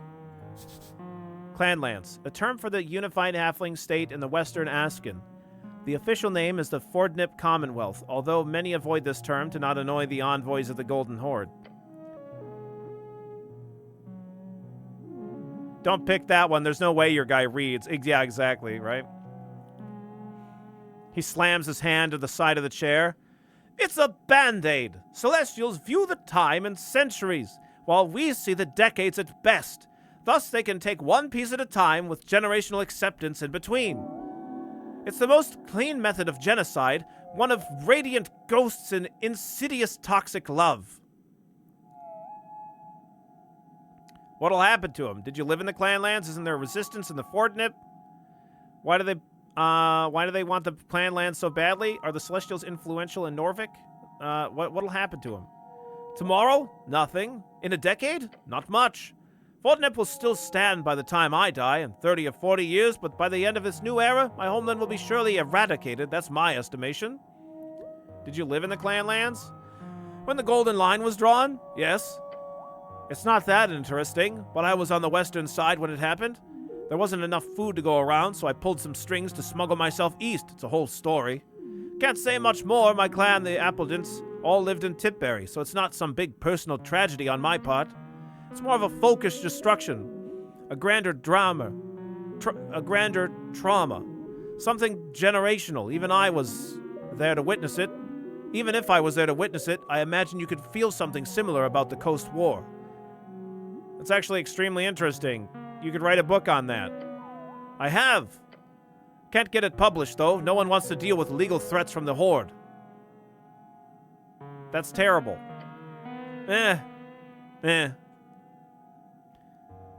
Okay.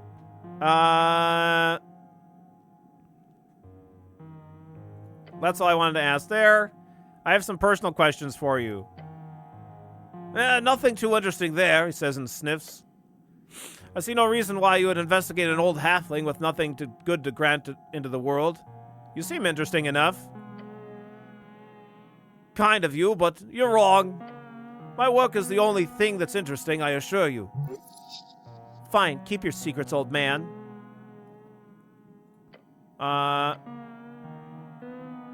Please?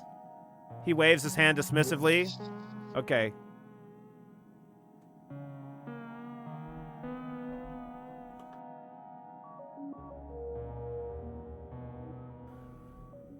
I was gonna sneeze, and then it went away. Okay. Woo! Good golly. Woo-wee!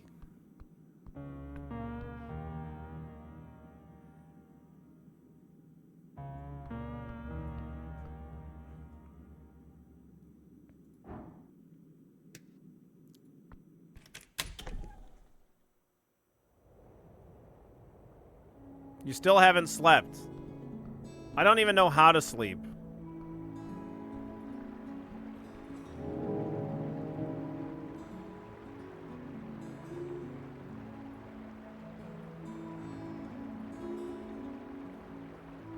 We're too dumb to sleep? Well, I'm sure that we can sleep.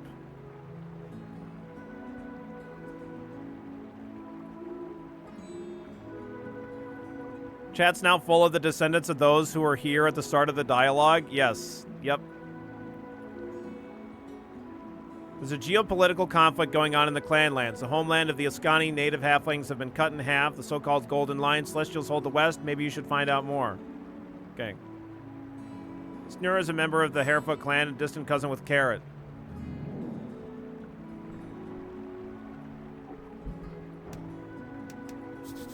Dwarf gazes across the dockyard. A cleric. Sorry, I'm busy. Deep groaning, the bell of the waterline.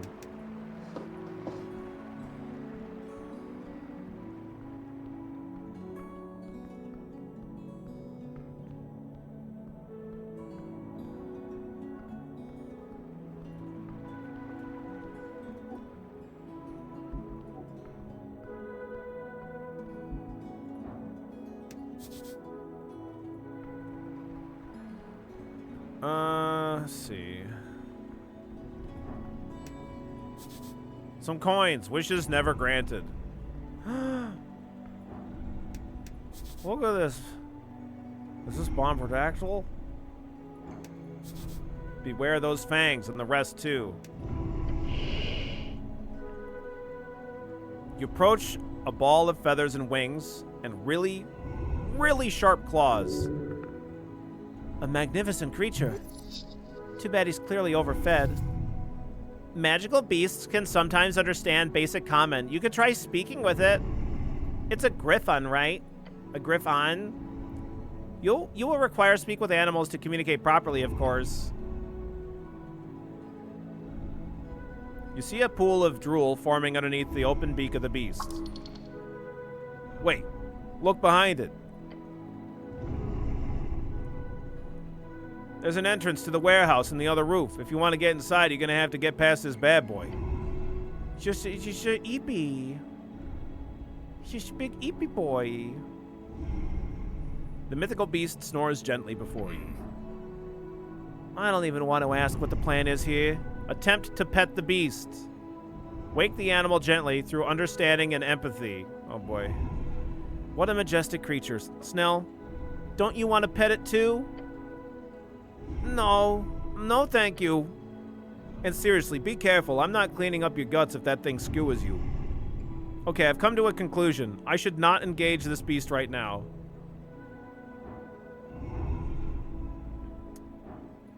I feel like we should really probably rest.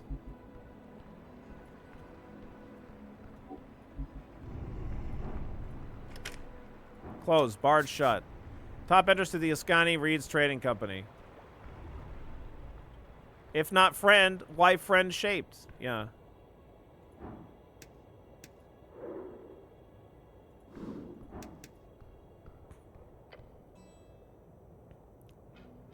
A tense scene. Wait, why do you have a trident in your pockets? Rollo Malik. Oh, cleric. He's wearing overalls though, so oh, cleric. Just in time. 4 young guys, each looking a bit nervous, except the angry-looking blonde kid. We've confiscated the illegal goods, he says and bows his head. For the city. Turns his head. What's up, King? How you doing today? A Scandi greatsword of the Brotherhood? The trident?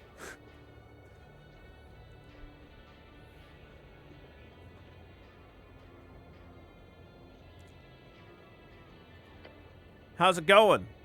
Earth niece? I'm trying. Hold on.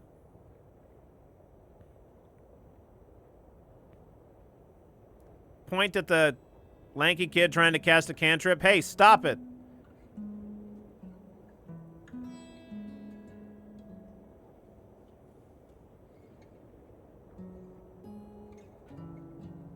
Looks like Dean Venture, yeah.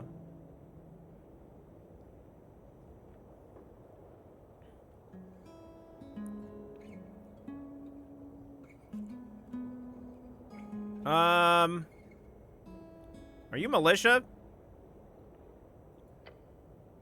I'm Rolo, the blonde kid says, and takes a bow. Rolo Malik. At your service. Behind me are Earth Niece, Stanbuskin, and Toli. We're members of the Norvikian Resistance, a movement to... Oh. You thieves! And ignorant book burners! The girl adjusts her spectacles and straightens her back. With all due respect, Mr. Cleric, she says, don't believe a word from these thugs. You notice the two other girls behind her, a halfling and a dwarf, both looking at each other. Assholes! Be careful, it's an actual cleric.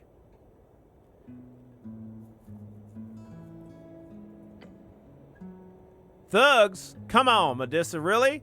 Like the AY aren't just a bunch of ruffians. I've seen enough. The goblin whispers to you and sighs, just activists clashing. The AY? Hello, everyone. I'm the cleric. The AY? We're going to say we're the cleric, but I want to... Asgulus Youths. The Asgulus Youths. See a green armband?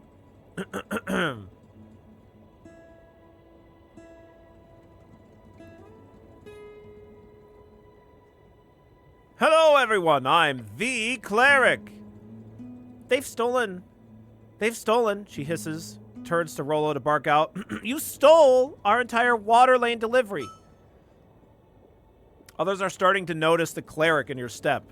Yes, I do have quite the cleric in my step. Thank you for noticing. Yeah, sure, of an illegal newspaper. Lord Cleric, I assure you, we're doing the city a favor here. I take that back. It's just a bunch of LARPers. LARPer, an insult, meaning someone who's delusional and role-plays themselves into a position of power or importance based on LARP, meaning of live-action role-playing. I see, it's a lover's quarrel. Lord Cleric. I dig it. I'm the Lord Cleric. Wait a second. No, I need to correct something here. I'm not actually a cleric. Okay, so I'm sensing a conflict here. Are you kids even allowed to be out this late?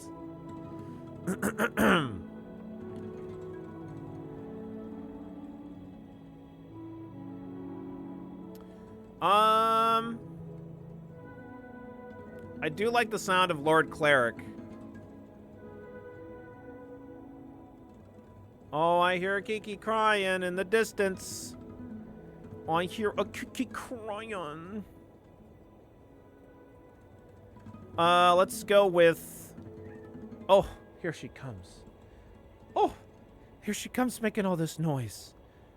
Oh, there's a Kiki. Hi. How you doing? Welcome back. You gonna go in your chair?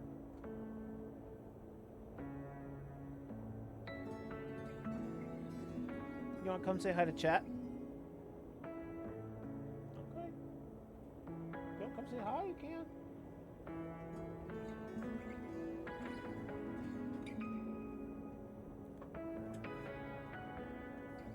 You come say hi?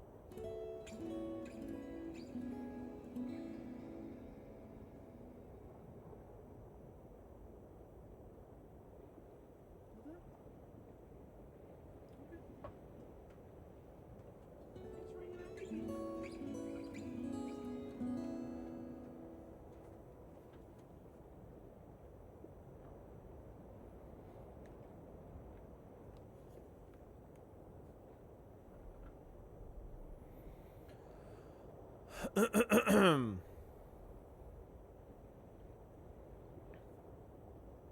you kids even allowed to be out this late? Both sides look at you with frowns. Look, I have a hard time seeing how old humans are as well, but these are clearly young adults, even if they're not acting their age.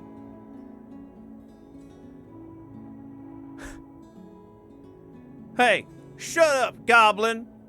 Your companion grits his sharp fangs in the blonde kid's direction. Hey, kid, wanna die? Keep talking. He takes a step back. You're here to uphold the law, right? So arrest these assholes. Now! The dwarf grabs her hand and holds her back. Medusa, calm down, please.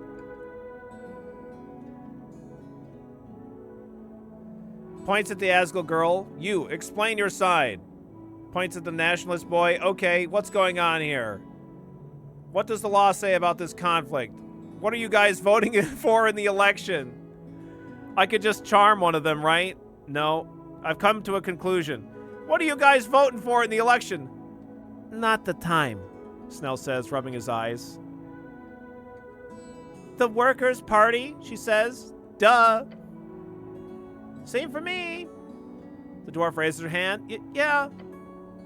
And these stupid boys are obviously voting for the party of Norvik. No, we're not. None of us are. Yeah, fuck that. What? Yeah, no. Silent kid in the back raises his fist in the air. Fuck the establishment. Rolo nods to the cleric. There are deeper forces at work here. Divine forces. You should support the city, kid. I see. You're also voting Asglis then? Same. Oh, you're Free Striders? Very cool. Wait, you're not voting for anything? Indeed. We're not voting. Not at all. You're apolitical? That's impressive. I am also apolitical. I don't engage with politics. What? If you don't engage with democracy, the bad guys win. Fair. We're apolitical? That's impressive. I also am apolitical. Doesn't that make me so interesting? Apolitical? You operate strictly along apolitical philosophy. 40 experience. That's not a thing. It's a thing. What? Really? My aunt's apolitical. She says it's too much to think about with democracy. She liked it when Earth ruled. My dad says the same, but he'll be voting for the nationalists? Oh, that's what my aunt does too. Maybe she's not apolitical. Guys, focus.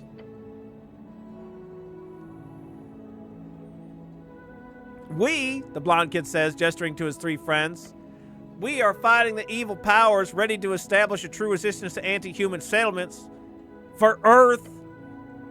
The girl who with the creased brow sighs loudly. Earth be blessed. Interesting sentiment. That sounds like a conspiracy. Take my God out of your mouth, kid.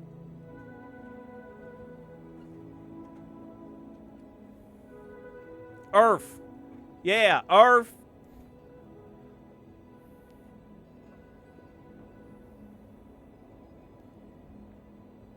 We go. Earth. Earth be blessed. Welcome to Earth. Welcome to Morph.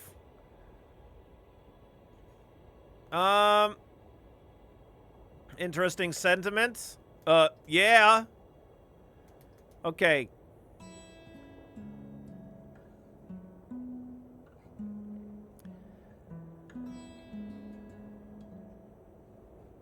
Man, he is really trying to get that cantrip going. You, explain your side, Asgul girl. She scoffs. Okay, fine. Her dwarven friend mutters, Medusa, it's... Medusa, in a concerned tone. Her friends are trying to keep her from being too brazen. Why? If they're in the right, she should be brazen. We deliver papers for the Asgalian chant. Maybe you've heard of it. It's a pretty big deal. She draws a sharp breath. We have a busy schedule, and right as we started delivering the papers into Waterlane, these pieces of shit started following us, taking papers we've just delivered right out of people's mailboxes. That's illegal, right? Asked the halfling girl. Highly illegal. Just a bit illegal, maybe. Somewhat illegal? Highly illegal? Highly illegal. Highly illegal. Of course it's illegal. And then they grab one of our paper stacks from Zerba, like straight up assault and theft, and... Medusa, it wasn't... They can't get away with this. Points at the nationalist boy. Okay, you, what's going on here? First of all, thank you for listening to reason. I know we look like dumb kids, but we're not. Something about his expression makes you think the exact opposite. He gestures towards you and then himself. We're on the same team here. I don't look dumb, he says, looking dumb.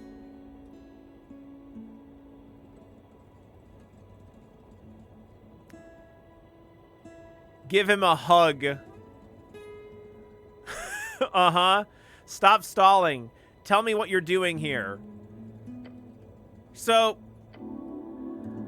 Copper Press Fever added. We heard about the Asgul chant being delivered to Tolstead. Or I did at the guild. I work at the fishery, and I see every day how Earth folk get radicalized by dwarven nonsense. So I figured I'd get the boys with me and we'd, you know, put a stop to it. You want to stop the production of a copper paper? Through violence and terror? Glance at the pile of paper behind him. We, couldn't figure out where the thing was printed or anything. A lot of copper press zines don't really have official companies behind them. Especially trash like the chant, you hear coming from the short kid in the back. Go fuck yourself, Tolly. Hey, relax. I'm telling our story here to the good Lord Cleric. He turns back to you and coughs once. Of course, it's illegal to distribute unlicensed papers in every official district, so I asked around. Apparently someone saw these girls at the university going around delivering it. Wasn't that difficult to figure it out. It was Medusa doing the deliveries. Fucking Medusa. She's not allowed to do that, the large kid in the back says with a nod. Wait, you guys know each other? There's history here? Yeah. Back in school, everybody knew who Medusa was. The Asgulus annoyance, the blonde kid says with a grin. Such a terrible nickname, unimaginative and boring. Also, fuck you. Anyway, that's how we got here. They're delivering an illegal magazine, and we put a stop to it. He grins wide and proud. What does the law say about the conflict? The Asgul chant, or whatever silly name is anonymous, its anonymous publisher gave it, is not licensed for distribution in Tolstead. At the same time, it's also illegal to steal delivered newspapers from mailboxes, even if those papers are delivered illegally. It's a lot of illegality. Both are in the wrong? In different ways, yes. Okay, I've come to a conclusion. Good, she says and nods. Great, good. He's outwardly very nervous. Approach the blonde kid to see if you can get the nationalists to back off. Approach the girl with the spectacles to check if you can argue against these Asguls. Isn't there a compromise to be found here? Try to find a compromise. Probably not. Maybe. Find a middle ground with a solution that nobody's happy with. Let's do it.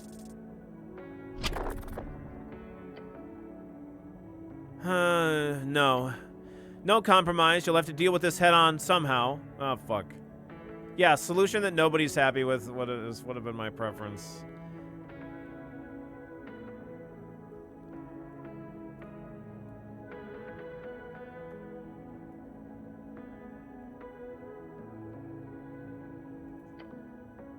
Oh, hey. He stares at you, trying to retain his composure. You're frustrated already. You're likely to take it out on both sides if you fail at getting them to give back the papers. Beware.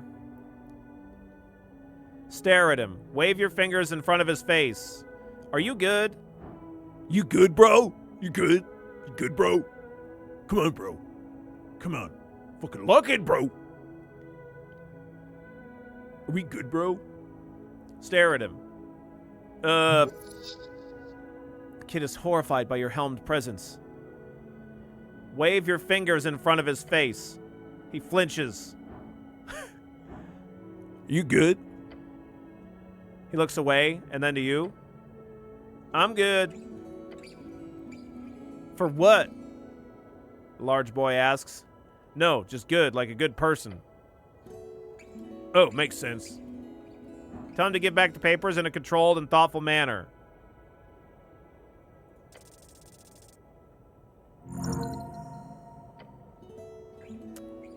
Puff out your chest. Take a deep breath. Place a hand on his shoulder. Your gloved hand grabs him firmly, and he gives you a freaked-out expression. Kid, give her back the papers. He mutters, trying to form an argument. No. Stay quiet. He glares at you. Give back the papers. He glances away from you. You can see his mind working behind those wide eyes. Then he slowly nods. Young and dumb updated. Rolo snatches up the stack of papers and tosses them over to Medusa. She catches them with an oof, accompanied by a foul expression. Grumbling, the boys then leave water lane. God's be damned. 3 girls collect themselves for a second. Shit. Yeah, wow, that was scary. Mr. Cleric, thanks. Yeah, thanks a lot. Great, now you fuck off as well and stop delivering that paper. It's genuinely very illegal. Sure, we'll go with that. Whatever, let's go. Within a minute, they've dispersed, leaving Waterlane a bit less rowdy than before. I'd say that was the right choice, even if those girls seem shady as well. Now let's get out of here. All right. Oh, boy.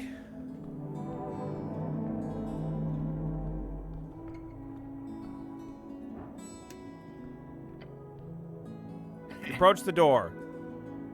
Bookbinder, you got business here? Of course, I have a deep love for books, Snell. I have a deep love of books, Snell. That's fun. Didn't expect that, considering everything. I'm not a big reader myself, but I indulge occasionally. You sound surprised. That's rude. Very rude. What, did you think I don't like books? I'm a professional and highly esoterically minded cleric. Of course I love books. What kind of wizard would dislike books? Be a wizard. You can read. Yeah, consider everything. Yeah, gestures vaguely. Yeah, just this whole business about you and like everything that we've set up to this point.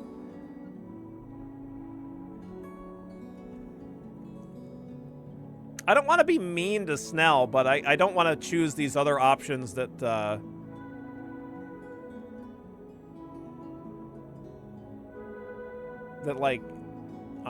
don't know. Like, it's surprising that we can read. I don't want to pick wizard because that's declaring that we're a wizard, which we are not. I've never done that before.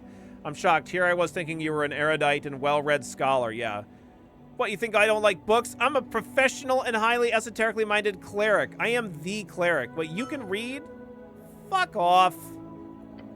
Cracks a smile. Okay, well, Snell took it. Took it well. Well, maybe we shouldn't just stand here talking in front of a shop. You knocking or are we leaving? Within seconds, the slit on the door slides open. Beyond, you see a pair of large yellow eyes glaring at you. Hey-o! Is this pest control? The eyes quickly tilt to the left. No. Oh! The eyes push closer to the slit on the door. As they do, a bush of gray feathers poke out. Huh. A cleric? Yeah. Duh. Your commitment to clerikish behavior runs deep. Nice. The birdman behind the door ruffles his feathers. Shen Yalan is my name. If you are not pest control, I need nothing from you. Please leave. I have a ruined prayer book. Can you fix it? You want to go drink at the tavern later? Are you a scholar? Why do you need help from Pest Control Guild? Thank you for your time. I have a ruined prayer book. Prayer book? Yes. I've seen quite a few. Drop inside. I will check a look. Check a look. All right, here, drop it in.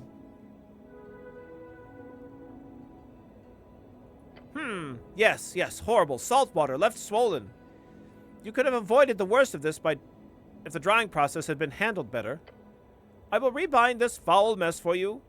Great, thanks. How much will it cost? We will see. Depends on the process. I will need guidance on the direction of the rebinding. The spells inside are lost. However, the style and formatting can be saved. Using my skills, I can aim at something from the towers, which would be the most similar to the original work. I can also focus on rebinding it in the style of a druidic ledger or perhaps a grimoire of the dark and forbidden arts. I want it to be full of forbidden magic. Choose a charisma upgrade. Oh, wow. We get a charisma upgrade if we do forbidden magic? Interesting. Forbidden magic? Isn't that illegal? Hence the name. I am a registered spellcaster in your city. He lets out an annoyed bird sound.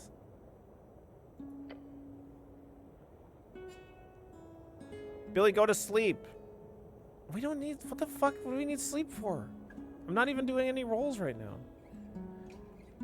That gives me the rights to handle any magical components and tools, no matter the outcome, as long as I do not cast it myself. Thus your law is written. That sounds like it could be abused. Sounds profitable. Make your decision.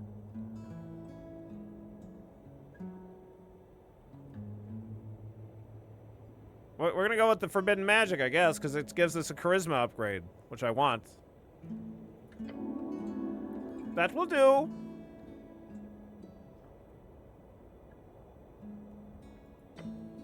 Return tomorrow, not while the sun rises.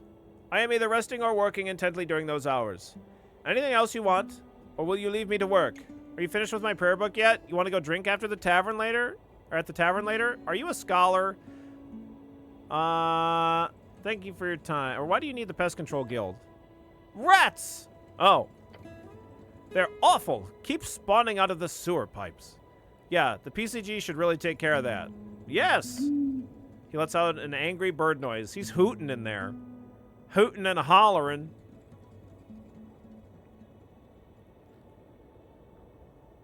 But that bastard guild leader, Tory Lim Slip, keeps telling me they don't have time. No time? They have a dozen teams running around in the city. No time? I've heard the big problem is that they can't get anyone to do pest control missions at 1-star levels. 1 star? Yeah, they got a whole ranking system. The halfways, we haven't relied on the PCG for years. They don't have time for anything over a 2-star danger ranking. Okay. It's very annoying. I've looked into it, and the problem is the pest control teams that join the guild only take 1-star missions for a couple of weeks. Then they quickly start focusing only on the higher-paying tasks, and all the actual normal pests keep on spreading throughout the city. It's a ridiculously idiotic system. So while all the mimics and monsters keep getting slayed, nothing's being done about these darn rats. Entirely due to being a public thing, of course. Had it been privatized from the start. Oh my god, dexterity.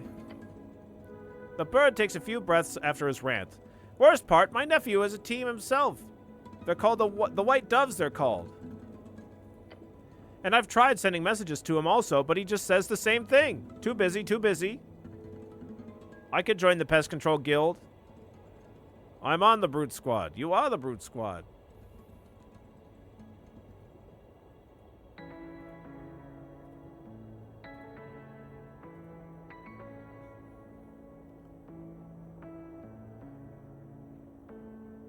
Tell me more about your nephew. I could take a look at it. It does kind of sound like a quest. A quest?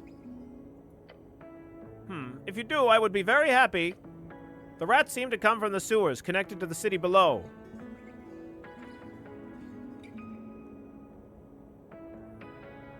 Okay.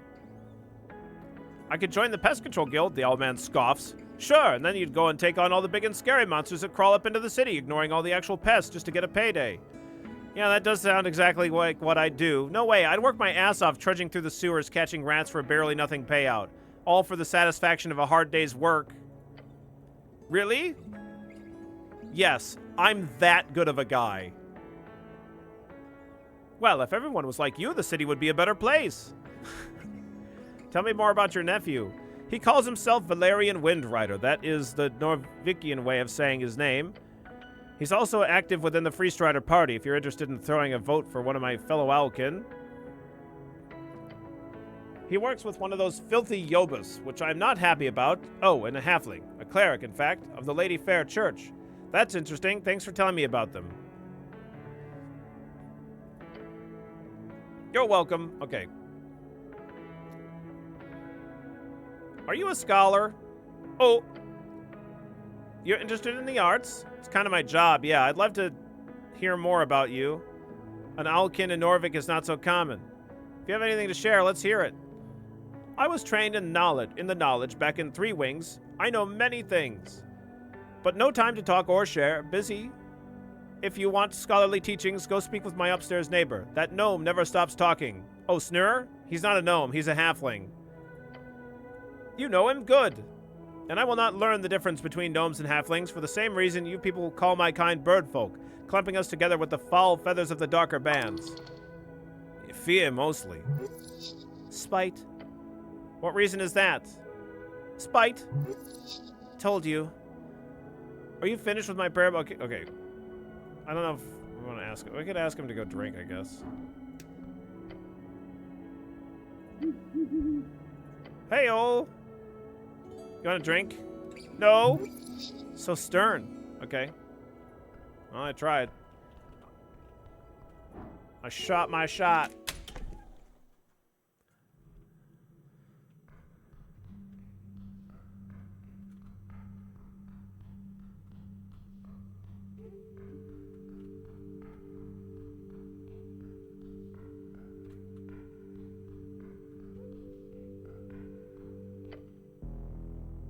Oh, fuck. Who the fuck is this? Your muscles tense up. Masked assassin. Face of iron appears from nothing. You hear the goblin say something to you. Dagger. Dagger. One-handed piercing weapon good at making holes in clerics. He doesn't need to raise his voice. You know the gravity of the word. This creature visits death upon your door. Fight back. It's no time for introspection. Get ready now.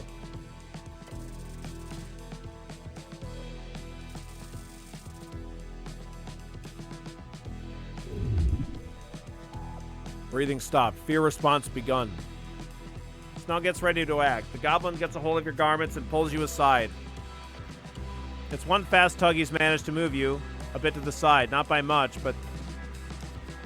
Is it enough to save you from that blade? Let's hope so. This guy wants to kill you. Don't let him. Great advice. You probably can't talk your way out of this one.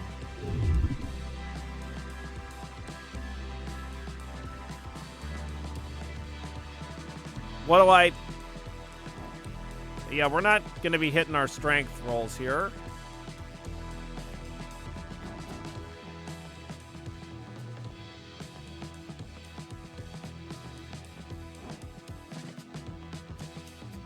Anything. Spells? I don't have any spells, dude.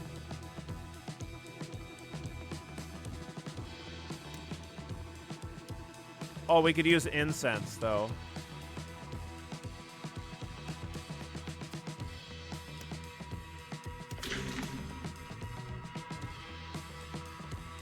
Later, nerd!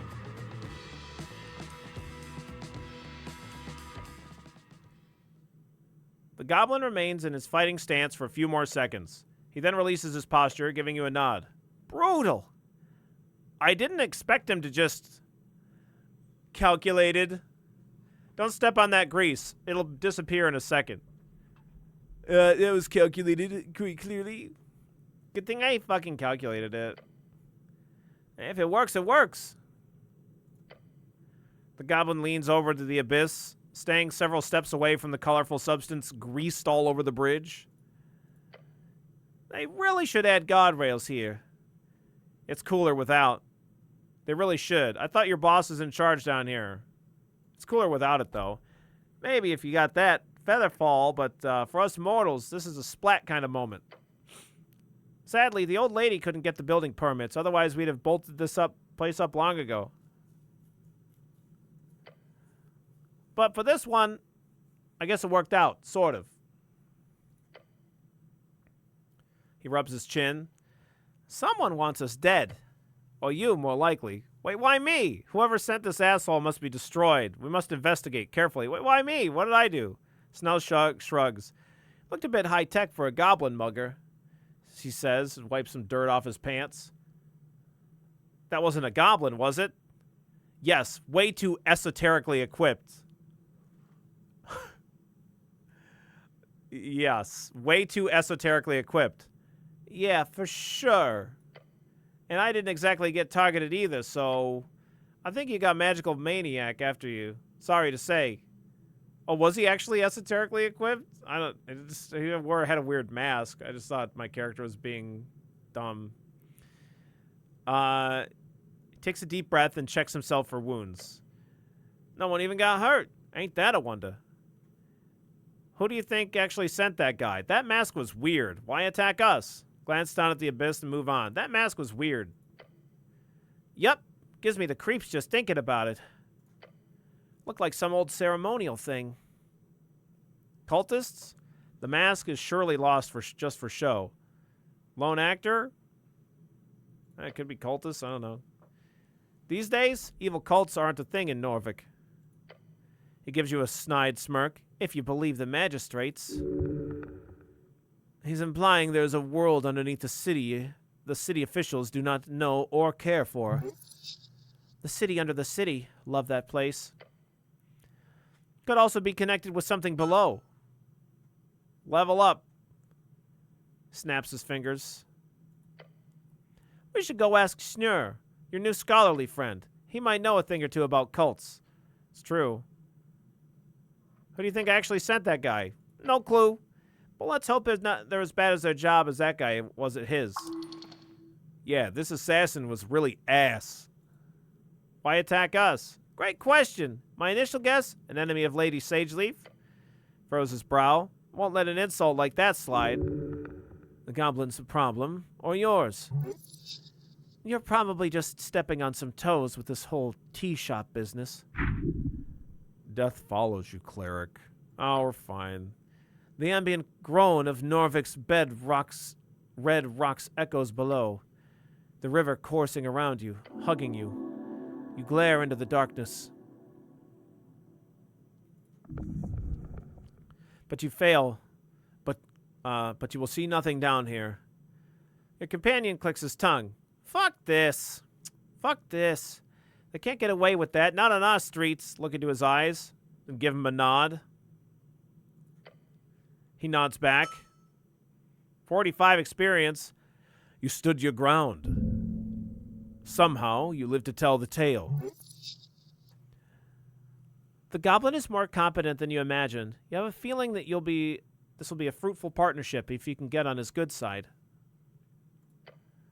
Snell checks around the crossing, a weary scowl on his face. Grease is cleared. Let's get out of here.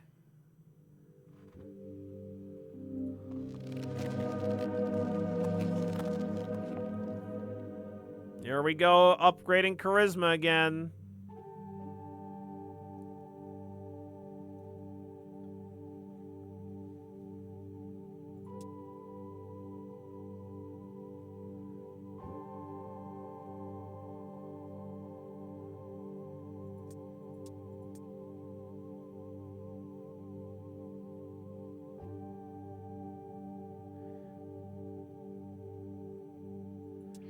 Say whatever you like, whatever gets people to like you, and become an apolitical force of nature. Yeah. Can we get our intelligence lower? I've had it down to 3. 3 is the lowest that I could get it, and that's with the soaking wet book. But now I just gave up my soaking wet book. But I could get my intelligence a little bit lower, I think. Yeah, I could equip this and get it down to 4.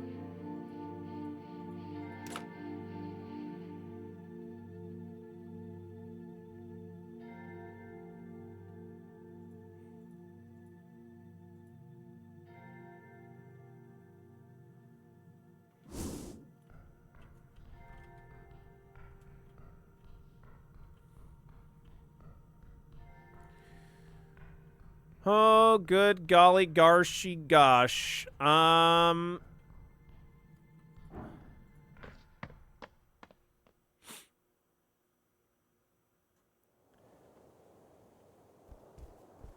was a bar. Is this it?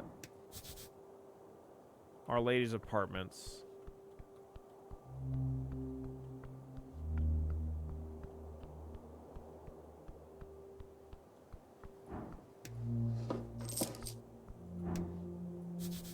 Actually readable posters. They're still kind of old.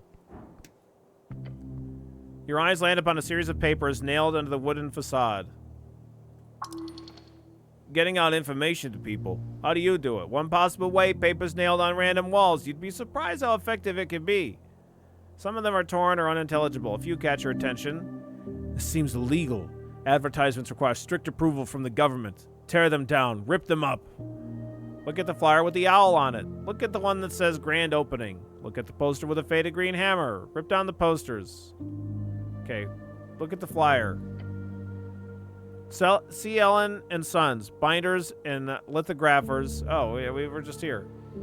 Everything from designing to engraving. Account books, manufacturing, water lane view, 6th LW. The owl should be done with the rebinding soon.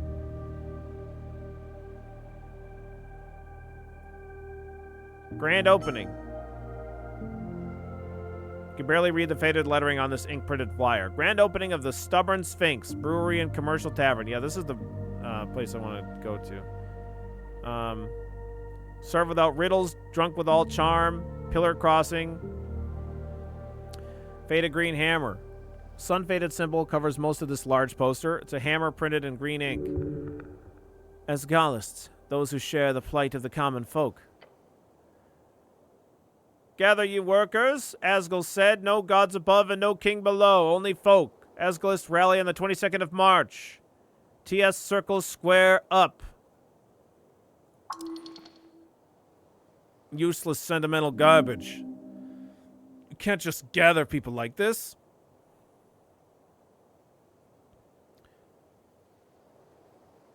The city is surely against this type of erroneous collectivistic behavior. Rip down the posters and tear them to shreds like a good man. We're not going to do that, Strength. Sorry.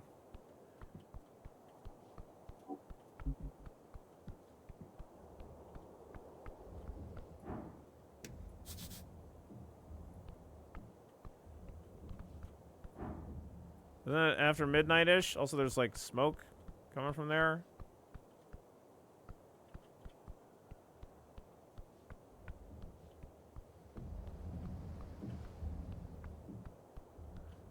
What was that? Corner of Norvik, still standing in the gate era.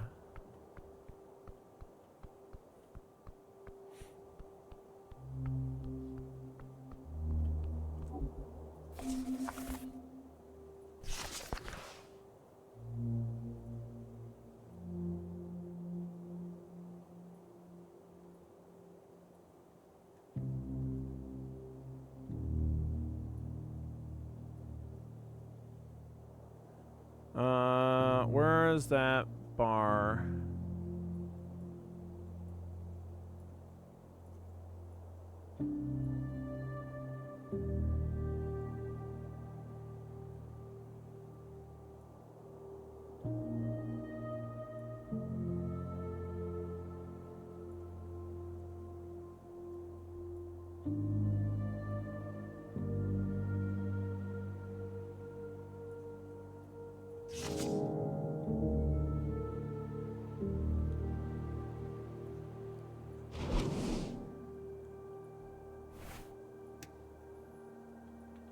I don't remember where it is.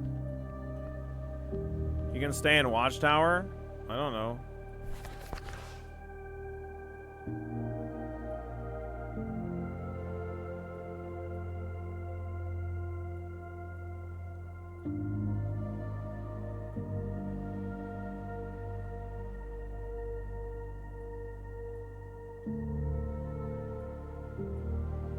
I don't see anything that says Watchtower. I mean, this thing up here?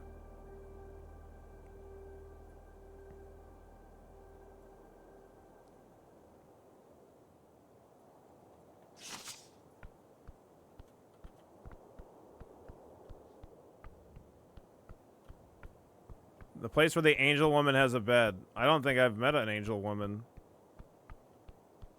I don't know who you're talking about.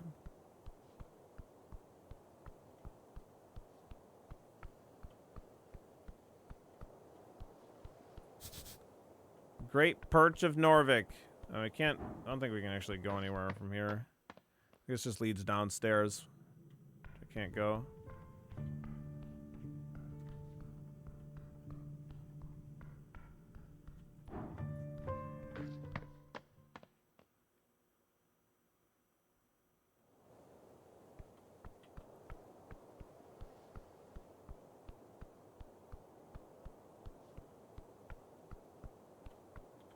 The tower on the map was what I meant. Right, well, I mean, I just was, like, trying to go there. But I can't get to there from here. So I need to figure out how to get to there. Because I haven't ever been there before. I don't know what that place is, I don't think.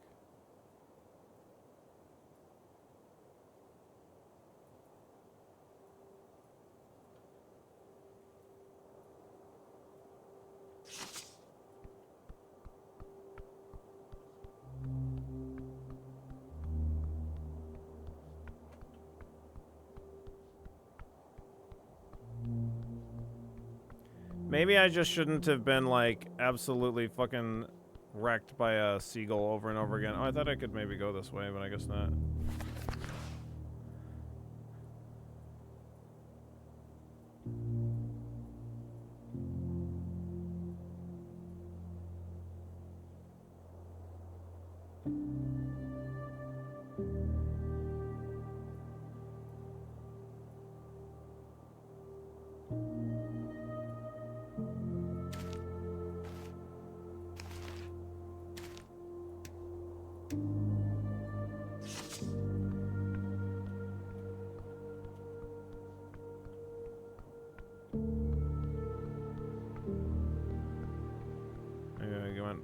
There from up here.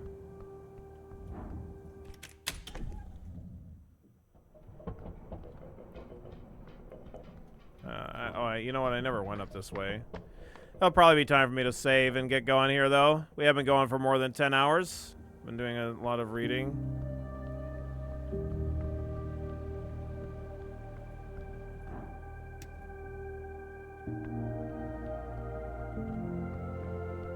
Well, we did technically just have a battle shortly, just a little bit ago. But not really. It's not really what the point is.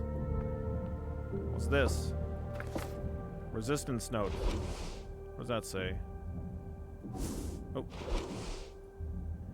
A piece of paper stuck in between the roof tiles. Handwritten note entitled Important Notice. Oh. Young and Dumb updated to Resistance members of Tolsted. That sounds like a good organization. Yeah, Strength. What are they resisting? Read the notes. Tonight's ting is canceled. Meet up tonight on Water Lane instead. It's time to stop the chant. Signed by R. Oh yeah, well, we already dealt with this. The chant? Water Lane? When is this meeting? This evening, it seems. This evening, it seems. Tonight. Should mean something like 19 at midnight or something. Okay.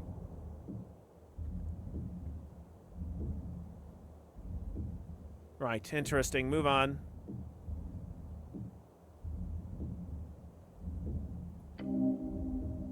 Very. You should support these youngsters. Very. You should support these youngsters. Okay. That's just up on the roof. Hope your day was good, Holly. Hope you're doing well.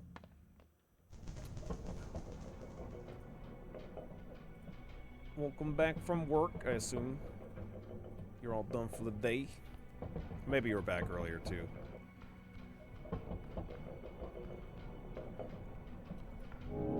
Yeah, I think that's right. I'm getting pretty exhausted. It's a lot of reading. My voice seems to be doing okay, fortunately, but I'm definitely getting pretty tired.